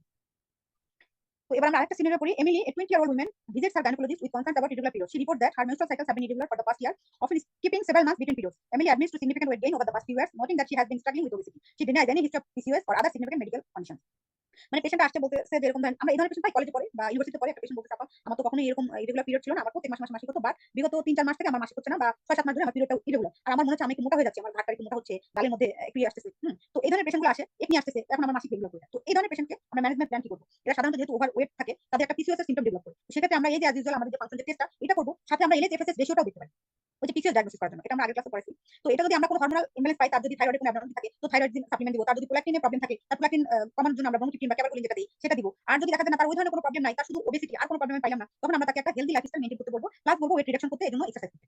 আর সাথে শুধু এটা বলে পেশেন্ট বাড়ি যাবে না, পেশেন্টকে কিছু ওষুধ আপনাকে দিয়ে দিতে হবে, মানে তার উইথড্র ব্লিডিংটা আমাদের করাতে হবে। উইথড্র ব্লিডিংটা করানোর জন্য ওই আমাদের সেই ফর্মুলা নর্মালটা দিব, একটা করে 21 দিন দিব, বলবো তারপরে আপনি বাদ দিয়ে দিবেন। যখনই আপনি এটা বাদ দিবেন 4-5 দিন পর আপনার মাসিক হবে। তো মাসিক হলে পেশেন্ট অনেকে এক সাইকেল দিলে মাসিক হয়, আবার অনেকে 3 থেকে 4 মাস বা 6 মাস এটা দিতে হয়। তো আপনি পেশেন্ট দেখে পেশেন্টকে প্রথমে আপনি 3 সাইকেল দিবেন, 3 সাইকেল দেওয়ার পরে যদি সে মোটামুটি এরকম কন্টিনিউ হয়ে যায়, তার রেগুলার হয়ে যায় তো ভালো, আর যদি না হয় তাকে বলবেন যে আপনি 3 মাস পরে আসেন, তারপরে আমরা আবার দেখি। সাথে যেহেতু তার একটা ওয়েট রিডাকশনের ব্যাপার আছে, তাকে আপনি একটা মেটফর্মিন দিবেন, যেহেতু সে ওভারওয়েট বা সে মানে আগে থেকে ওয়েটটা বাড়ছে বলে মনে করেন, তাহলে আমরা কি দিব? তার একটা বলবো এক্সারসাইজ করবেন, নরমাল দিব, মেটফর্মিন দিব। এবারে যে মেটফর্মিন কিভাবে কাজ করে এটা আমরা গত ক্লাসে পড়াইছি। আপু মেটফর্মিন ছাড়া আর কোনো ওষুধ দেওয়া যাবে ওয়েট রিডাকশনের জন্য? মেডিকেশন অলিস্টার দেয়, অনেকে অলিস্টার দেয়, আপনি দিতে পারেন, কিন্তু ওগুলো অনেক দামি, তো অলিস্টারটা আমরা খুব বেশি একটা দেই না। মেটফর্মিন এত ভালো কাজ করে, আর অলিস্টার দিতে হয় বিডি সাথে 3 মাস, এটা একটু অনেক দামি, পেশেন্ট নিতে চায় না, আপনি মেটফর্মিন হাতে কাছে এটা দিয়ে দিতে পারেন। এবার একটা সিনারিও আমরা দেখি। Jahanara, 28-year-old woman, lost her job and she's suffering from depression for her job. Present to you with history of irregular period. Last 3 months she is amenorrheic. TSS, serum prolactin, ultrasound, pregnancy test, all are normal. What is the cause of her amenorrhea? এটা আপনার পাবেন, বলেন এটা কাজটা কি থাকে? সবকিছু normal, কিন্তু পিরিয়ড হচ্ছে না। স্ট্রেস এই তো দারুণ বলছেন, স্ট্রেসের কারণে তার পিরিয়ড হচ্ছে না। এখন এই ক্ষেত্রে কি আপনি কোনো ওষুধ দিবেন?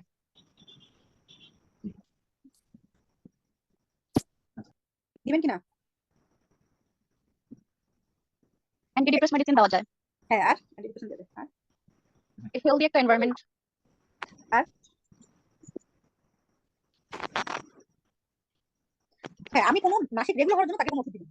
তাকে আমি প্রথমে রিঅ্যাসুরেন্স করবো, কাউন্সিলিং করবো, তাকে আমি কারণটা বুঝাবো যে আপা আপনার এই সমস্যা এই কারণে মাসিক হচ্ছে, আপনার বডিতে কোনো প্রবলেম নাই, আপনার সেই কারণে, এই জন্য তাকে তার যে কারণে সে ডিপ্রেশনটা আমাদের ইয়ে করতে হবে। আমরা একটা অ্যান্টিডিপ্রেসেন্ট দিতে পারি, আমরা সাধারণত এসএসআরআই দিই, সার্টালিন দিই, এসএসআরআই। আপনি একটা লো ডোজে একটা এসএসআরআই দিতে পারেন। আর সাথে হচ্ছে যদি তাকে বলবেন যে আপনি একটু মাইন্ডফুল যে সব এক্সারসাইজ বা মেডিটেশন, যোগা এসব করে যাতে তার স্ট্রেসটা রিলিজ হয়। স্ট্রেসটা রিলিজ হলে সে যদি হেলদি লাইফস্টাইল চলে আসে, তার এই পিরিয়ড সব অটো ঠিক হয়ে যাবে। হ্যাঁ, তাকে বলবেন যে আপা আপনি আবার জব পেয়ে গেলে, আপনার সবকিছু নরমাল হয়ে গেলে এই পিরিয়ডটা আপনার ঠিক হয়ে যাবে, আপনার এই জন্য কোনো ওষুধ খেতে হবে, অটো ঠিক হয়ে যাবে।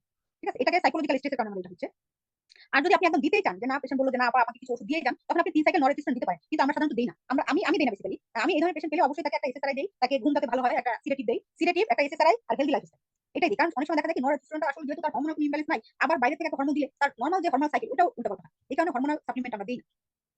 এবার 10 নম্বর scenario, Promi 28 years old woman presented to you with history of 1 year amenorrhea following injection সমাজে। Now she want to conceive but she is amenorrheic. How will you evaluate the case and what may be diagnosis? মানে তার 1 বছর আগে সে injection নিছিল, তারপরে 1 বছর পর থেকে সে কনসিভ করতে চাচ্ছে কিন্তু তার পিরিয়ড হচ্ছে না। এখন সে কি করবে? মানে তার 1 বছর আগে ইনজেকশন নিছে কিন্তু 1 বছর ধরে তার পিরিয়ড হচ্ছে না, এখন সে কনসিভ করতে চাচ্ছে। ডায়াগনোসিসটা কি? এটাকে আমরা বলি সাধারণত পোস্ট পিল অ্যামোনিয়া। পোস্ট পিল অ্যামোনিয়া কি? অনেকে পিল খায়। পিল খায় অনেক বছর ধরে 3-4 বছর ধরে পিল খায়, বাচ্চা নিবে না বা ইনজেকশন নেয়। তো ওই কন্ট্রাসেপ্টিভ নেওয়ার পরে যেহেতু আমাদের কন্ট্রাসেপ্টিভটা সাধারণত ইস্ট্রোজেন, প্রোজেস্টেরন, এফএসএ, তেলে 4টার উপরে কাজ করে। তো ওইগুলো যদি ইনহিবিশন থাকে, তো অনেকদিন ইনহিবিশন থাকতে থাকতে বডি আর নরমাল রেসপন্সটা টের পায় না। বডি ভাবে এখনো আমি ইনহিবিটেড আছি। তো বডি নরমাল রেসপন্সটা ঠিক হইতে 3 থেকে 12 মাস সময় লাগে। মানে 3 মাস থেকে 1 বছর সময় লাগে। তো 1 বছর পর্যন্ত আমরা নরমাল ওয়েট করতে পারি। কিন্তু এরপর 1 বছরের পর যদি দেখি যে তার মাসিক হচ্ছে না, তখন আমি আবার আমাদের যে 4টা টেস্ট, টিএসএস, টি4, প্রোল্যাক্টিন, আল্ট্রাসাউন্ড, এই 4টা টেস্ট আমি করাবো। করার পরে আমি দেখব যে তার এই ধরনের কোনো প্রবলেম আছে কিনা। যদি এই রিলেটেড তার কোনো প্রবলেম থাকে, সেই রিলেটেড আমি ওষুধ দিব। আর যদি তার প্রবলেম না থাকে, সেক্ষেত্রে বলবো ওই যে আমরা 3 সাইকেল যে আমরা নরএপিসিন দিই ওটা দিয়ে দিব। নরমাল 5 মিলিগ্রাম করে টিডিএস দিব, 21 দিন, 7 দিন বন্ধ দিব, এভাবে করে 3 সাইকেল দিব। তার সাইকেলটা আশা করি নরমাল হয়ে যাবে। এবার সেকেন্ডারি অ্যামোনিয়ার প্যাথোলজিক্যাল কিছু কজ আছে। কজ হচ্ছে সাধারণত হাইপোথাইরয়েডিজম, কুশিং সিনড্রোম, অ্যাডেনোকোলো টিউমার, ওভারিয়ান টিউমার। এই সব কারণে আমাদের সেকেন্ডারি প্রিম্যাচুর ওভারিয়ান ফেলিওর, এই ধরনের কজে আমাদের তো সেকেন্ডারি অ্যামোনিয়া হতে পারে। অশারম্যান সিনড্রোম বেসিক্যালি মেইনলি হয় পিসিএস, হাইপারপ্লাকটিনেমিয়া, থাইরয়েড ডিসঅর্ডার, এই 3টা জিনিসই। আর হাইপোথ্যালামিক যেটা স্ট্রেস বা ওয়েট কম বেশি হওয়ার কারণে, এই 4-5টা কারণে মেইনলি হয়। আর বাকিগুলি বই খাতায় লেখা আছে, বাট খুব বেশি একটা আমরা পাই না। আমরা এই 4টাই পাই আর কি। আবার হাইপোথ্যালামিক অ্যামোনিয়া তো আমরা যেটা বললাম, যদি স্ট্রেস, ওয়েট যদি কম বা বেশি হয়, খুব বেশি এক্সেসিভ এক্সারসাইজ যদি করে, কেউ যদি খেতেই না পারে, অ্যানোরেক্সিয়া নার্ভাসা ডেভেলপ করে, সেক্ষেত্রে এই যে হাইপোথ্যালামিক অ্যামোনিয়া হতে পারে। এটা হচ্ছে ফিজিওলজিক্যাল অ্যামোনিয়া। আমরা একটু এটা নিয়ে কথা বলছি অবশ্য। এটা মেইন কজ হচ্ছে হাইপোথ্যালামিক পিটুইটারি ওভারিয়ান ফেলিওর। এই যে এই ধরনের অ্যানোরেক্সিয়া নার্ভাসা, পেশেন্ট খেতে পায় না, একদম প্যাকেটিক, ওয়েট লস হয়েছে। এই পেশেন্টের কি মেনস্ট্রুয়েশন হবে বলে আশা করেন? কিছুই নাই। তার পিটুইটারি একটা টিউমার আছে, তার টিবি আছে, তার ভিতরে কোনো একটা ডিজিজ আছে, ইনফ্লামেটরি, ক্রনিক ইনফ্লামেটরি একটা ডিজিজ আছে। এই ধরনের কোনো ডিজিজ প্রবলেম থাকলে তার মেনস্ট্রুয়েশনটা তো নরমাল হবেই না, এটা তো স্বাভাবিক। এই যে পিটুইটারি ফেলিওর, পিটুইটারি ট্রিটমেন্ট, এগুলো পিটুইটারি টিউমার আমরা এগুলো আগে বলছি। থাইরয়েড ডিসঅর্ডার আগে বলছি এগুলো। অ্যান্ড্রোজেন সিক্রেটিং কোনো টিউমার যদি হয়, আমরা তো আলোচনা করলে এটা মোটামুটি বুঝবো যে তার কোনো টিউমার বা কিছু আছে কিনা। তারপরে তার যদি হিস্টেক্টমি করা থাকে, আগেই যদি তার ইউটেরাস না থাকে, তার কোনো এন্ডোমেট্রিয়াল অ্যাবলেশনের হিস্ট্রি থাকে, বললো যে আপা আমার একবার অনেক বেশি ব্লিডিং হচ্ছিল, পরে আমাকে হচ্ছে পুরাই দিছে, বলছে যে জরাই পুরাই দিছে, তার মানে এন্ডোমেট্রিয়াল অ্যাবলেশন আছে। এখন যার এন্ডোমেট্রিয়াল অ্যাবলেশন আছে তার তো মিস হবেই না, কারণ তার রেসপন্সিভ এন্ডোমেট্রিয়াম নেই, তাহলে কেমনে হবে? তারপর অশারম্যান সিনড্রোম আমরা যেটা বলি, খুব বেশি মানে ভিগোরাস যাদের ডিএনসি, অনেক হিস্ট্রি দিতে পারে যে আপা আমি একবার ডিএনসি করেছিলাম, তারপর থেকে আমার মাসিক হচ্ছে না। এখন ভিগোরাস ডিএনসি করলে হয় কি, ইউটেরাসের যে দুটো ওয়াল, অ্যান্টেরিয়র ওয়াল, পোস্টেরিয়র ওয়ালটা একসাথে লেগে যায়। হ্যাঁ, এটাকে বলে অশারম্যান সিনড্রোম। একসাথে লেগে গেলে তো এন্ডোমেট্রিয়াম এরকম ফাংশনিং থাকে, যার কারণে মেনস্ট্রুয়েশনটা আমাদের হয় না। আবার অনেকে ডিএনসি করার পরে সার্ভিসটা এত বেশি স্টেনোসিস হয় বা কোন ব্যাকসিট করলো, তখন সার্ভিসটা এত বেশি স্টেনোসিস হয় যে কারণে ব্লিডিংটা বাইরে আসতে পারে। এগুলো আমাদের প্রিভেলেট করতে হবে। বা প্রিম্যাচুর ওভারিয়ান ফেলিওর, এখন কারো বয়স হলো 38 বছর এসে বললো যে আপা আমার বিগত 2 বছর থেকে একদম কম মাসিক হইতে হইতে একদিন বা 2 দিন থাকতো, এখন আমার গত 1 বছর ধরে একদম মাসিক হচ্ছে না, তার বয়স 38। এখন আপনি হিসাব করবেন যে তার আগে থেকে 2 বছর আগে বলতে একটু কম মাসিক হয়েছে, তারপর একদিন ছিল, 2 দিন একদিন, এখন 1 বছর ধরে তার মাসিক হচ্ছে না। তো তার মানে তার প্রিম্যাচুর ওভারিয়ান ফেলিওর, মানে 40 এর মধ্যে যদি তার মাসিক না হয়, মানে মাসিক বন্ধ হয়ে যায়, সেকেন্ডারি অ্যামোনিয়া এটা একটা অনেক বড় কজ। তো প্রিম্যাচুর ওভারিয়ান ফেলিওর হলে আমি তাকে হিস্ট্রি নিব যে তার কখনো টিবি হয়েছিল কিনা, বা তার কোনো এসএলই হয়েছিল কিনা, বা তার কখনো মামস হয়েছিল কিনা, তার কোনো সার্জারি করা হয়েছিল কিনা, তার একটা ডিটেইলস হিস্ট্রি নিব যে প্রিম্যাচুর ওভারিয়ান ফেলিওর, তার কি আগে কখনো ক্যান্সার হয়েছিল কিনা, কেমোথেরাপি নিয়ে আছে কিনা, বা রেডিওথেরাপি, এই ধরনের কোনো হিস্ট্রি আছে কিনা। যদি এই ধরনের হিস্ট্রি থাকে যে হ্যাঁ সে আগে কেমো নিছে বা রেডিও নিছে, তাহলে তো তার মাসিক হওয়ার জন্য আপনার ওষুধ দেওয়ার দরকারই নেই, কারণ তার আলটিমেটলি ফলিকলগুলো, আপনার ওভারির যে রেসপন্সিভ যে আমাদের ওভারিয়ান যে ফলিকলগুলো, সে ফলিকলই ড্যামেজ হয়ে গেছে, তাহলে তার ফলিকল আসবে না, তার প্রোজেস্টেরন আসবে না, এন্ডোমেট্রিয়াম ওরকম ভাবে তৈরি হবে না, তো সে হবে কি, তাতে মেনস্ট্রুয়েশন হবেই না। তো আমরা তখন তাকে রিঅ্যাসুরেন্স করব, অবশ্যই কাউন্সিলিং করব যদি এই ধরনের কোনো পদ আমরা পাই, বা তারপর তো আমরা ইনভেস্টিগেশন করব। আমরা যদি ডিটেক্ট করতে পারি যে তার প্রিম্যাচুর ওভারিয়ান ফেলিওর, তখন তাকে আমরা কাউন্সিলিং করব যে আপা আপনার এই অবস্থা, আপনার বয়স মোটামুটি 40 হয়ে গেছে, তো আপনার এই ধরনের কারণ হয়ে গেছে, তো আপনি আর কোনো টেনশন নিয়েন না, আপনার মাসিক হবে না। বাট আপনাদের মাসিক হবে না বলে আপনি একেবারে ডিসেবল হয়ে গেছেন তা না, আপনাকে বাকি লাইফটা আপনার মতো করে চলতে হবে, মাসিক বন্ধ রাখা অবস্থায় তাকে আমরা কাউন্সিলিং করব আর কি। হাইপারপ্লাকটিনেমিয়ার কারণে হতে পারে সেকেন্ডারি অ্যামোনিয়া। এখন হাইপারপ্লাকটিনেমিয়া আমরা সাধারণত আসলে হিস্ট্রি তো নেই সে কোনো হাইপারপ্লাকটিনেমিয়ার কোনো ধরনের ওষুধ খাচ্ছে কিনা, যেমন অনেকে ওই যে সার্ডোপা খায় প্রেশারের কারণে, বা অনেকে গ্যাসের কারণে সিমেটিডিন খায়, এসএসআরআই খায়, অ্যান্টিহিস্টামিন লং টাইম খায়, এই ধরনের পেশেন্টের সাধারণত হাইপারপ্লাকটিনেমিয়া হয়। হাইপারপ্লাকটিনেমিয়া হলেও কিন্তু আপনার মাসিকটা হবে। এই আর কি। তো আমরা সাধারণত এগুলো করার পরে এখন আপনার যদি মনে হয় যে না পেশেন্টের মাসিক হচ্ছে না, সাথে পেশেন্ট একটু লং থিন বা তার ওই যে অ্যাক্রোমেগালি টাইপ একটা ফিচার আছে, হাত পা লম্বা লম্বা, মনে হয় যে পিটুইটারিতে কোনো টিউমার থাকতে পারে, সেক্ষেত্রে আপনি একটা এমআরআই ব্রেন দিতে পারেন। কিন্তু সাধারণত আমরা এই আপনাদের মানে আমাদের জুনিয়র লেভেলে আমরা এরকম দেই না মেমারিয়া ব্রেন, আমরা রেফার করি, তারপরে তারা স্পেশালিস্ট যারা আছেন ওনারা এইভাবে ট্রিটমেন্ট করবেন। এবার 12 নম্বর একটা সিনারিও, সাজেদা 32 বছর, 32-year-old woman present to her gynecologist with concerns of absence of period for last 7 months. Sarah denies any history of pituitary disorder such as pituitary tumor or previous head trauma. She has history of depression for which she is taking SSRI for last 9 months. What is cause of her irregular period? এখানে তো লেখাই আছে, এটা বলেন তো দেখি। মানে এই পেশেন্টটা কেন মাসিক হচ্ছে না? তার 9 মাস ধরে সে একটা ওষুধ খাচ্ছে ডিপ্রেশনের কারণে, অ্যান্টি ডিপ্রেশন, তার মাসিক হচ্ছে না। হ্যাঁ, হাইপারপ্লাকটিনিয়া, এই তো আপু লেকচার শুনছে। এই তো। এবার যদি আমরা হাইপারপ্লাকটিনিয়া পাই, তখন আমরা এটা কি দিয়ে ট্রিটমেন্ট করব? সাধারণত আমরা ব্রোমোক্রিপ্টিন বা ক্যাবারগুলিন দিই। ব্রোমোক্রিপ্টিন 2.5 মিলিগ্রাম আপনি প্রথমে হাফ করে দিলেন 1 সপ্তাহ, এটা একটু প্রথমে মাথা ঘুরায় পেশেন্ট বলে। হাফ করে দিলেন 1 সপ্তাহ, এরপর যদি কন্টিনিউ হয় তখন আপনি 1 মাসের জন্য দিবেন, এবং 1 মাস পরে আপনি আসতে বলবেন পেশেন্টকে, আবার একটা প্লাকটিন লেভেল আমরা করাবো, দেখব যে নরমাল আসছে কিনা। নরমাল না হলে সাধারণত উনি যদি এসএসআরআই খাইতে থাকে, তখন এসএসআরআই খাওয়া অবস্থায় আমাদের তার মাসিক রেগুলার করার জন্য কোনো ট্রিটমেন্ট দেওয়ার দরকার নাই। বলতে হবে আপনি এসএসআরআই যখন বন্ধ করবেন এটা অটো চলে আসবে, এটা নিয়ে টেনশন করার কোনো কারণ নাই। কিন্তু যদি পেশেন্ট আপনাকে জোর করে সেক্ষেত্রে আপনি প্রোলাক্টিন লেভেল দেখে তাকে এটা করাতে পারেন। এই যে ব্রোমেলাক নামে পাওয়া যায়। আর যদি কেউ ক্যাবারগুলিন দিতে চান সেক্ষেত্রে ক্যাবারগুলিন আমরা সপ্তাহে 2টা করে দিই অথবা প্রত্যেক সপ্তাহে 1টা করে দিই, তারপরে আমরা মান্থলি এটা করাবো, করার পরে আমরা দেখব প্রোলাক্টিন লেভেলটা নরমাল হচ্ছে কিনা। অ্যাসেসমেন্ট মেইনলি করব হিস্ট্রি, এক্সামিনেশন এন্ড ইনভেস্টিগেশন। এগুলো তো প্রথমেই আমরা পেশেন্ট আসলে প্রথমে তার হিস্ট্রি নিব ডিটেইলস, তারপরে একটা এক্সামিনেশন করব, তারপরে কিছু ইনভেস্টিগেশন। বলা হয়ে থাকে যে একটা গুড হিস্ট্রি আপনার 85% কেস সলভ করে দিবে। আপনি যদি খুব ভালো করে হিস্ট্রি নেন তাহলে 85% পদে আপনি আইডেন্টিফাই করে ফেলবেন যে অ্যানোরিয়াটা কেন হচ্ছে এবং কেন হচ্ছে। আমরা যদি কজ আইডেন্টিফাই করে ফেলি আমরা সেই অনুযায়ী ট্রিটমেন্ট দিই। এবার ডিটেইলস হিস্ট্রি নিব কি, তার মেনস্ট্রুয়াল সাইকেল, তার কত বছর বয়সে তার মাসিক হয়েছিল, তার পিরিয়ডটা কি রেগুলার ছিল কি ছিল না। অনেকে বলে যে আমার মা চাচি এই অবস্থা, আমার মা খালা বড় বোন সবার একই পিরিয়ড। তো যদি এরকম ভাবে আপনাকে বলে যে এরকম ভাবে সবাই, তাহলে আপনি এটা বুঝতে পারেন এটা একটা ফ্যামিলিয়াল কজ। ফ্যামিলিয়াল কজ যদি তাদের পিরিয়ড ইরেগুলার, ওইটা তো আসলে খুব বেশি হরমোনাল সাপ্লিমেন্ট দিয়ে ঠিক হয়।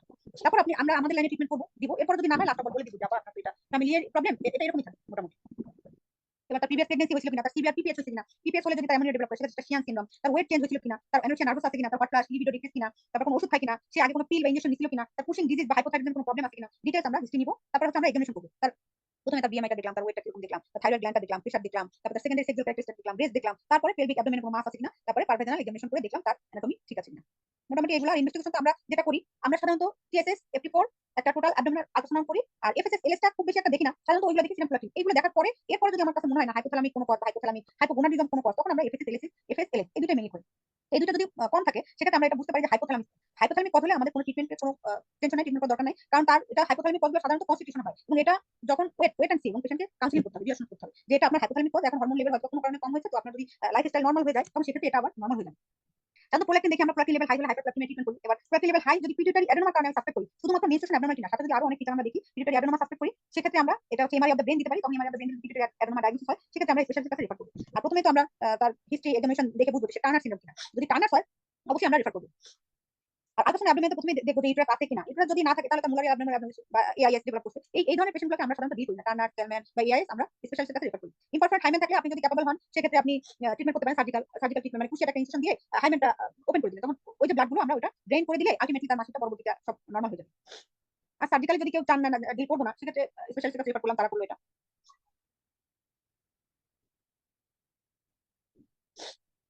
এই যে সব ক্ষেত্রে আমি তো আপনাদের বলছি এই চারটা টেস্ট আমরা করি, যে কোনো অ্যামোনিয়া নিয়ে আসে প্রাইমারি বা সেকেন্ডারি।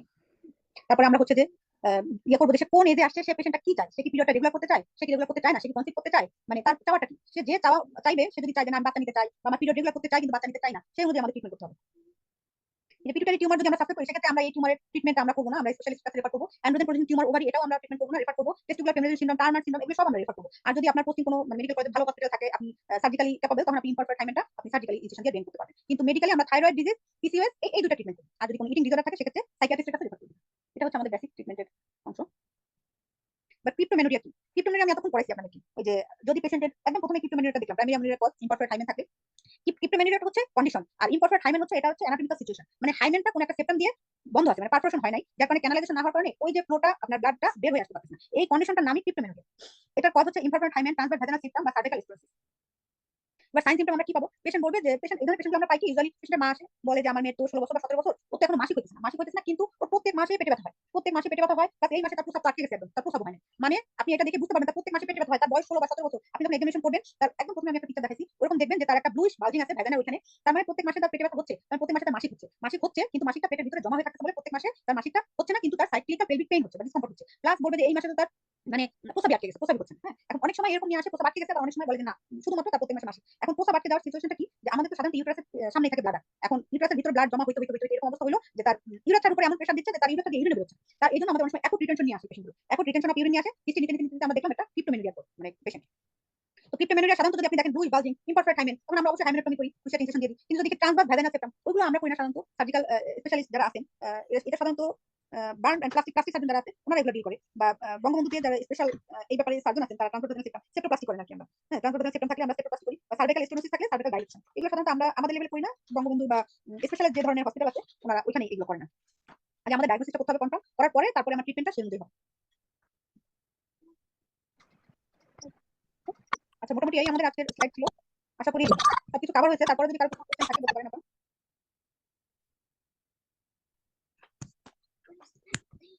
ব্রোমোক্রিপ্টিনের ওই যে ডোজটা একটু বলতেন। ব্রোমোক্রিপ্টিনটা 2.5 মিলিগ্রাম প্রথমে এক সপ্তাহ দিব হাফ করে, পেশেন্ট যদি টলারেট করতে পারে তারপর ডেইলি একটা করে দিব এক মাস দেওয়ার পরে আমরা প্রোলাক্টিন লেভেলটা করাবো, দেখবো যে নরমাল আসছে কিনা। ওটা দিতে থাকবো যতদিন না পর্যন্ত নরমাল আসে। আসসালামু আলাইকুম আপু, আমার একটা কোশ্চেন ছিল যে এফএসএইচ এলএইচ যে করতে দিব, আমি এটা আসলে জানতাম যে মাসিকের দ্বিতীয় দিন করালে নাকি ভালো হয়। তো পেশেন্ট প্রেজেন্ট করবে অ্যামেনোরিয়া নিয়ে, তো কি এটা নরমালস দিয়ে উইথড্রল ব্লিডিং করায় তারপর দিব না যে কোনো সময় দিলেই হবে? এফএসএইচ এলএইচটা করবেন কেন আমাকে একটু সেটা বলুন কেন জন্য হাইপো হ্যালো জি কেন করবেন এই যে হরমোনাল মানে প্রাইমারি বা সেকেন্ডারি অ্যামেনোরিয়া আসলে সাধারণত প্রাইমারি বা সেকেন্ডারি আমরা ডায়াগনোস করতে এফএসএইচ এলএইচ করি না, যদিও বইপত্রে লেখা আছে কিন্তু আমরা করি না। কারণ কি এফএসএইচ এলএইচ করে আমরা কোনো কিছু ডায়াগনোস করতে পারবো না, তার পিরিয়ডটা ইরেগুলার। আমরা মাসিকের 4 নম্বর দিন নেব, 2 নম্বর দিন যেটা নেই সেটা হচ্ছে আমরা ফার্টিলিটি করার জন্য, তাদেরকে ইনফার্টিলিটি ট্রিটমেন্ট করি, তাদেরকে দেখে লেভেলটা হিসাব করে আমরা সেই ট্রিটমেন্ট করি। কিন্তু আমরা যদি অ্যামেনোরিয়া ট্রিটমেন্ট করতে চাই সেটা আমরা এফএসএইচ এলএইচ করবো না, কারণ তার মাসিক রেগুলারই না, সেকেন্ড ইয়ার থার্ড ইয়ার থেকে উইথড্রল ব্লিডিং দিয়ে আপনার সেকেন্ড ইয়ার বানানোর দরকার নেই, কারণ সেক্ষেত্রে আপনার হরমোনাল ইমব্যালেন্স তো তৈরি হবে। আর কিছু মেটফরমিন কি বিফোর মিল বা আফটার মিল ওটা কি করে? এটা এটা একটু কথা আছে, অনেকে বলে কি মানে মেটফরমিনে খুব ডিসকমফোর্ট হয়, এজন্য আপনি উইথ মিল দিবেন, মানে বিফোর মিল বা আফটার মিল না, বলবেন যে আপনি যখনই খাবার খাবেন তখনই উইথ মিল, মানে ভাত খেতে বলবে তখনই সে খাবারটা খেয়ে মানে ট্যাবলেটটা খেয়ে নিন, মানে খাবারের সাথে সাথে খাবারের সাথে উইথ মিল এটা বলে। জি জি আপু, ঠিক আছে, থ্যাংক ইউ। আর কিছু কেউ যদি ইনজেক্টেবল কন্ট্রাসেপটিভ ইউজ করার পর মানে মেনস্ট্রুয়েশন রেগুলার করতে চায় কিন্তু সাথে কনসিভ করতে না চায়, সেই ক্ষেত্রে উনি কি করবে? মেনস্ট্রুয়েশন করতে চায় কিন্তু কনসেপ্ট করবে না, না। কতদিনের মধ্যে আসবে মানে সেটা কত ইনজেক্টেবল হচ্ছে কন্ট্রাসেপটিভ ইউজ করতেছে, করার মধ্যে হচ্ছে হচ্ছে তো করতেছে, তার মানে তো কন্ট্রাসেপশন আছেই, তাহলে আর কি? কিন্তু হচ্ছে মানে প্রেগন্যান্ট না। আপনার কোশ্চেনটা বুঝি না আপু। মানে আপু যে 3 মাস মেয়াদি ইনজেকশন নেওয়ার পরে ওনারা বলে যে আমার মাসিকটা হলে ভালো হতো। আচ্ছা হ্যাঁ 3 মাস